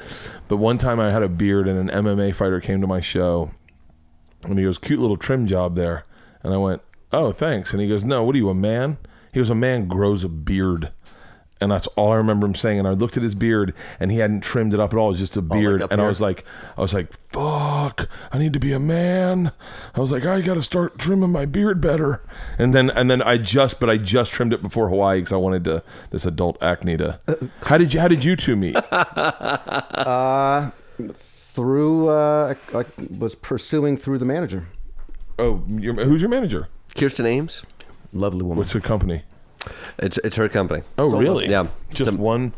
Yeah, just her. I've been working with her since back in the day, back in Chicago. So kind of through Kirsten and then as the show was taking hold, she was like, "You got to meet Matt." Really? And then we met in L.A. and then Boom. We had a power lunch. Yeah. Can I tell you that whoever's publicist this person is a beast of a fucking publicist. Eliza Schlesinger. Yeah. This is now from a publicist standpoint, I think you'll really appreciate this. She is doing a movie with Mark Wahlberg and Rose something. I repped Rose back in the day. Rose McGowan? Yeah. Dude, Around that time. Oh, for real? But never heard that. I never heard her talk about that. It never came up. I think it was right after me. But yeah. And then I knew the manager who passed away, who committed suicide. Oh, wow. That was just recent. Yeah. Holy Tragic. shit. Yeah. And I used to represent Eliza like, I don't know, 7-8 years ago. Schlesinger? Yeah. Her publicist, there was just this is like I just recently got introduced to the world of publicists. I would always just thought, like, I remember getting a publicist for my Showtime special, a meeting with Dunn, and he was like, so here's what we're going to do. We're going to try to get you on Rogan. And I was like, I can get on Rogan. He's like, well, why don't you give me Rogan's number and I'll make the introduction. I was like, oh, I don't think you know what you're doing. I was like, I'm not giving you Joe's number. I will call him myself, and I think I'm good. I got a PR firm out of New York, and they tried. I'll give you the real number. It was like $3,500 a month, and they're like, this is what we're gonna do. We're gonna get your numbers up on Facebook. We're gonna get your numbers up on Twitter. Your numbers up on Instagram. We're gonna make sure all your videos reach at least 1 million people. We're gonna and this and that. Nothing. I saw no bump. And then I had this story where I got involved with the Russian mafia when I was a kid and robbed a train. And it's the only reason I'm fucking... We got to hear about that. That's like the John Voight. Well, you've never heard this story? No. Oh. Well, that's probably 3 hours. I'm not telling it. No, I'm definitely not telling it. But it is the story that... It's the reason I've sold out every show. I put it on Facebook just randomly a year ago on whatever the 27th was. Christmas fell on a Wednesday, New Year's fell on a Tuesday, and so all those days in between, everyone was off and they all had brand new electronics from Christmas. And I happened to post my machine story. It's called The Machine. I happened to post that right on the day, 2 days after Christmas, and it went viral, like beyond viral, like change your life viral. Like it's not often I go a day without getting recognized, like, oh shit, you're The Machine. Like 39 million views originally, and then people ripped it and they get 39 million views here and 39 million views there, and 50 million views, and then another video I had went viral and got like 300 million views. And so those two videos went back to back, and then the Tom Segura weight loss challenge, which was all on Joe's podcast. And then this is what killed me. The the PR company called me personally and asked me how I did it. And I went, oh, you fucking snake oil salesman. They weren't like a publicist. They weren't trying to get you stuff. Right. They were trying to help you. They were like an online group. Social media experts. Right. And, but anyway, back to Eliza's publicist. And I thought this was really impressive. There was a clip, not of Eliza, but it was in People magazine of Mark Wahlberg and Rose Byrne on set, smiling and laughing, right? Like, and that's it. And they're like Rose Byrne and Mark Wahlberg on set of their new movie in Atlanta, and they must be laughing at Eliza Schlesinger, who also stars in it with them. And I was like, how the fuck do you even do that? Like, they could be laughing at what's for lunch. But I shout out to Eliza. She's a beast. She fucking hustled that shit, and that's part of the game. Yeah. Because I read it and I went, what the fuck? I have a question for you. Shoot. How old were you in this Russian thing? 22. All right. So who would play you in a movie at 22? Who would you like? Oh, that's a really great question. I had thought originally Adam Devine, but this is before he kind of blew up, but I knew him when he was younger. Although that's not who I was. I mean, in all honesty... It could be somebody who's your age now, but who would have played you then. Oh, Ryan Reynolds, definitely. Yeah. So you also know that another little... Yeah, everyone gets that joke. I was the movie Van Wilder was kind not of... Not Tobey Maguire. Right, yeah, that's right. Yeah.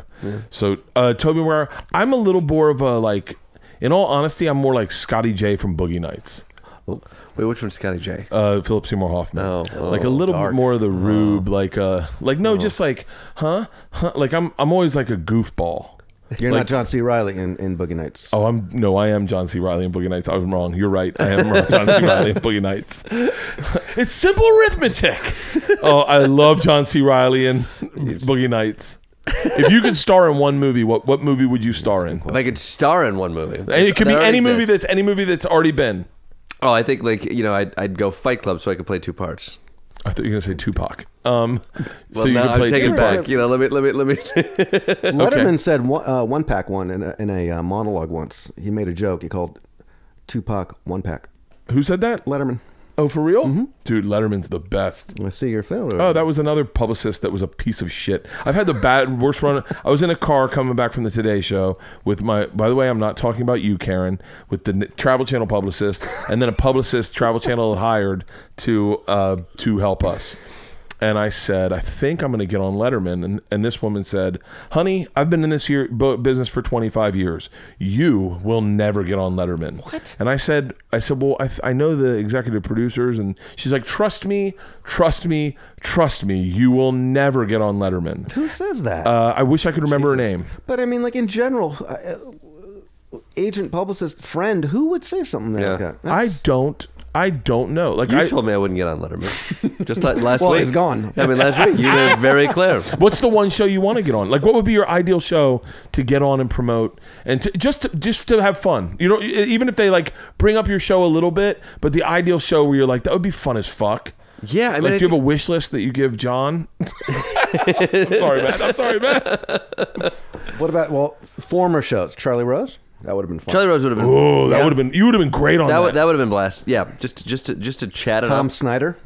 I like me some old school. Give me some like 70s. Dick I saw Dick Cavett somewhere. I bumped into him. Dick in New York. Cavett, maybe Gore Vidal. You know, me and let's go way old George school. Plimpton. He was never a talk show host. Just a long Jack chat. Parr. I would say, you know what was really interesting? I got to do Fresh Air with Terry Gross. Oh, okay, home run. So that was I really. got that. What's up? Yeah. Okay, Did you? That's Yeah. Matt. There you go. Thanks. That was really great too. As like as somebody who talks to people for a living, and what those interviews are like. She was great and so well researched, but also so.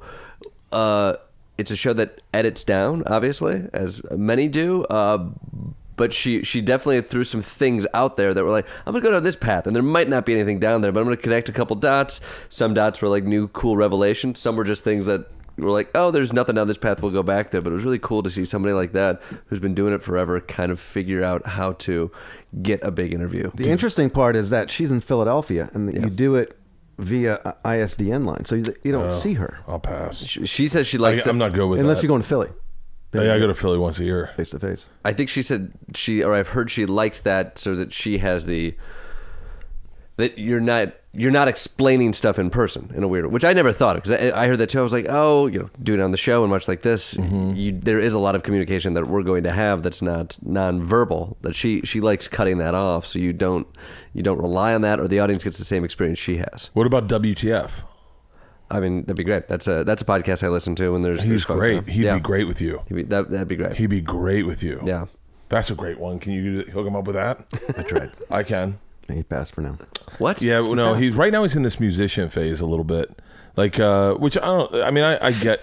Well, I think he's Mark's.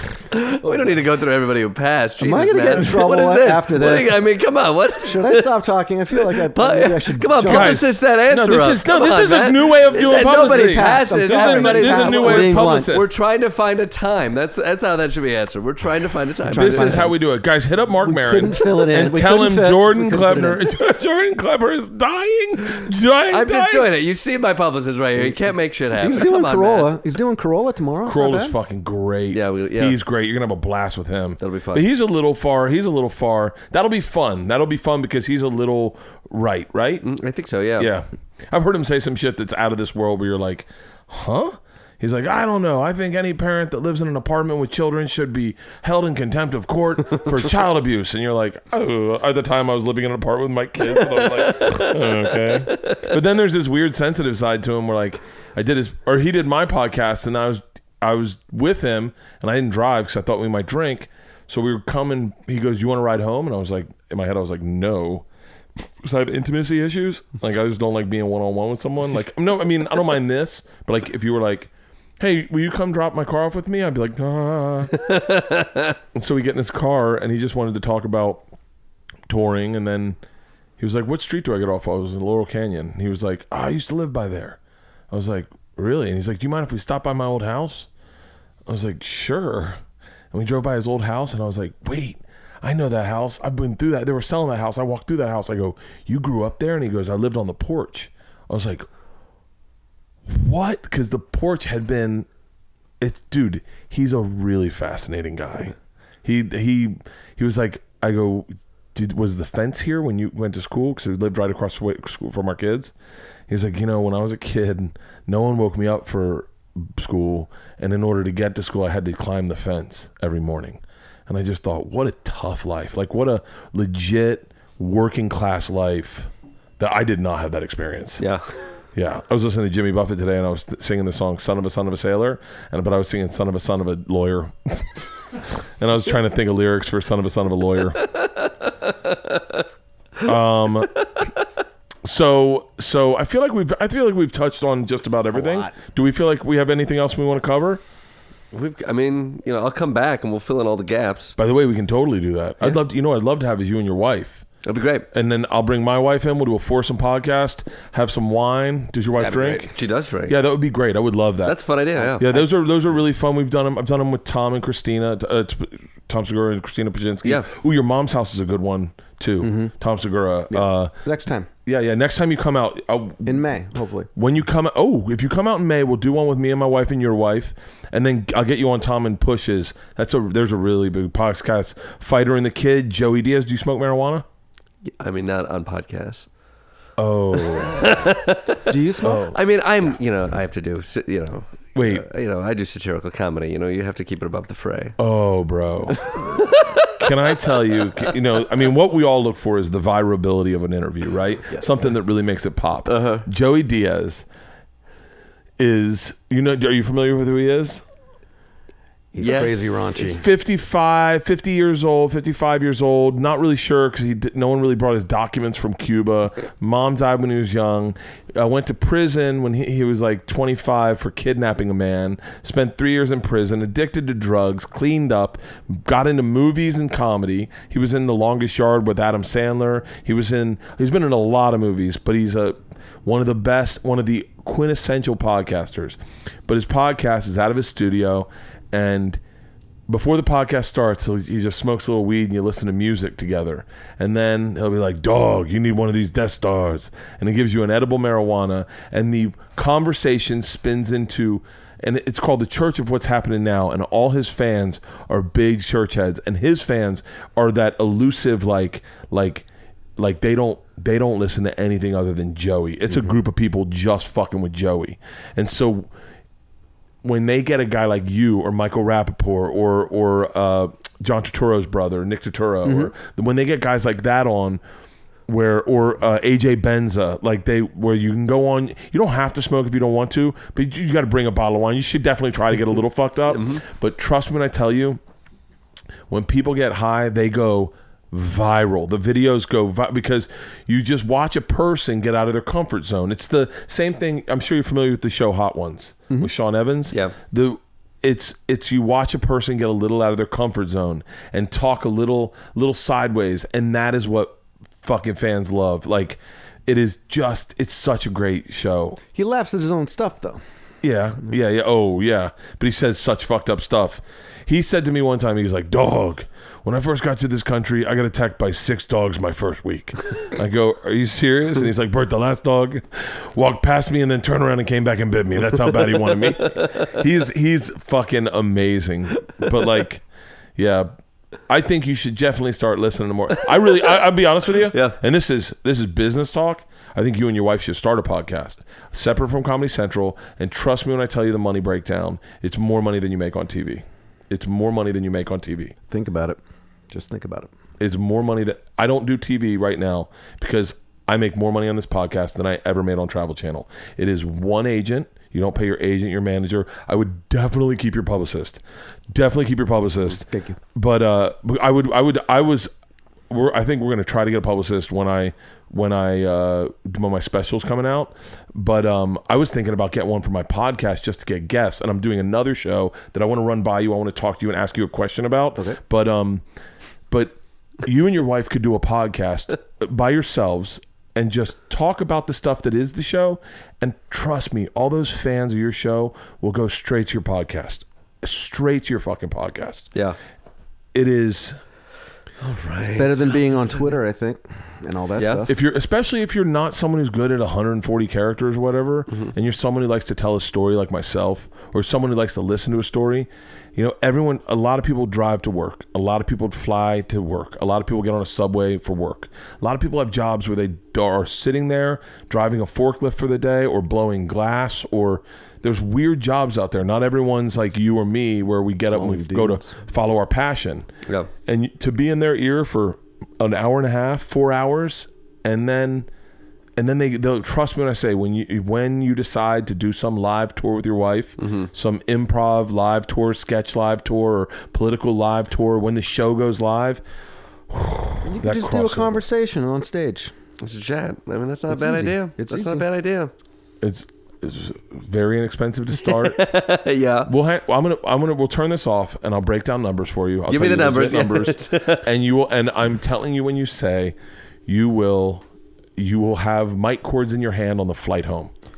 Just so you know, I make thousands of dollars on television.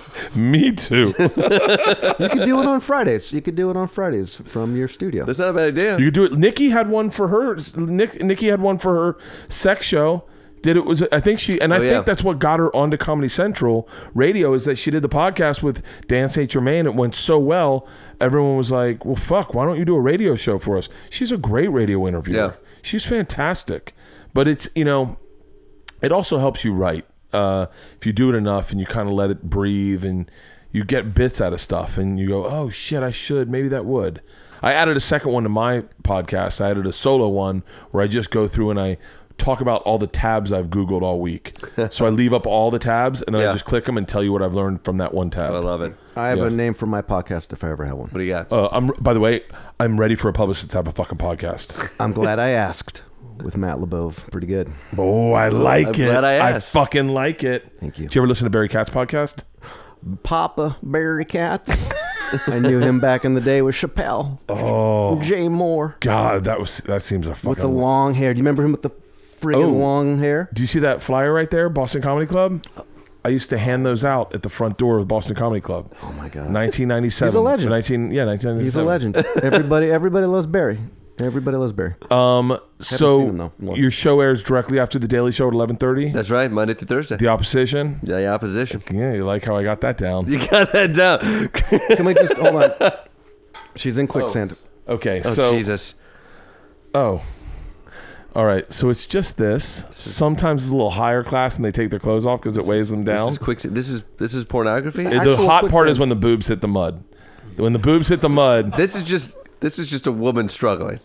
Yeah, sometimes throw a rope, some of us men who have been pushed back with the Me Too moment like to see a woman in quicksand. Where do they find quicksand? Oh, that's a great question. Is this really? There's a website. It's literally just a woman struggling that men are masturbating to. This is why there's a problem in this country. Jesus Christ. There's a website where people who like quicksand porn called Sinkers, they find all the sink spots, and there's quicksand all over the country. Oh, well, that could actually do a public service. Crazy. Dude, I'm telling you, I found about it on Radiolab, and I was blown away. The second I was like, Sinkers?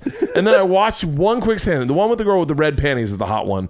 And, man, when her boobs hit the mud, there is a weird feeling you got as a kid when you'd see a girl in quicksand. Oh, the girl always got in quicksand. It was the transition from the railroad tracks. By the way, I'm stealing that if I talk about quicksand on porn. And when her boobs hit the mud, and she was in a superhero costume, I went, oh my God, that reminds me of when I was a kid and I found out I was into chicks. Like, because when you were a kid, you'd watch the boobs hit the mud and you go, oh, she's got boobs. Oh, God. Oh, there's no problem. Oh, my God. Oh, my God. I love the bugaloos. When the boobs hit the sand, that's amore. That's That's the end of civilization. When sounds the like a boobs- Dawes song. When the boobs hit the sand, we'll be drinking champagne. Dude, this has been a blast, man. Thanks Thanks you for so having much. me. This is so much fun. Please, I'll give you my number so you can text me when you're coming out. But if you want to set I it love up it. through Matt, set it up through Matt. But I would love to have you and your wife on with my wife. That'd be a blast. And just it's a fun. We'll do it. We can do it later at night so you can relax and have a couple glasses of wine Tito's. and Or bullshit. some Tito's. Tito's will definitely Tito's send it inside. out. They will. But I'm super excited. I'm super excited to watch more of the show now. Check it out. Like It's I- fun. We had yeah. a good time with it.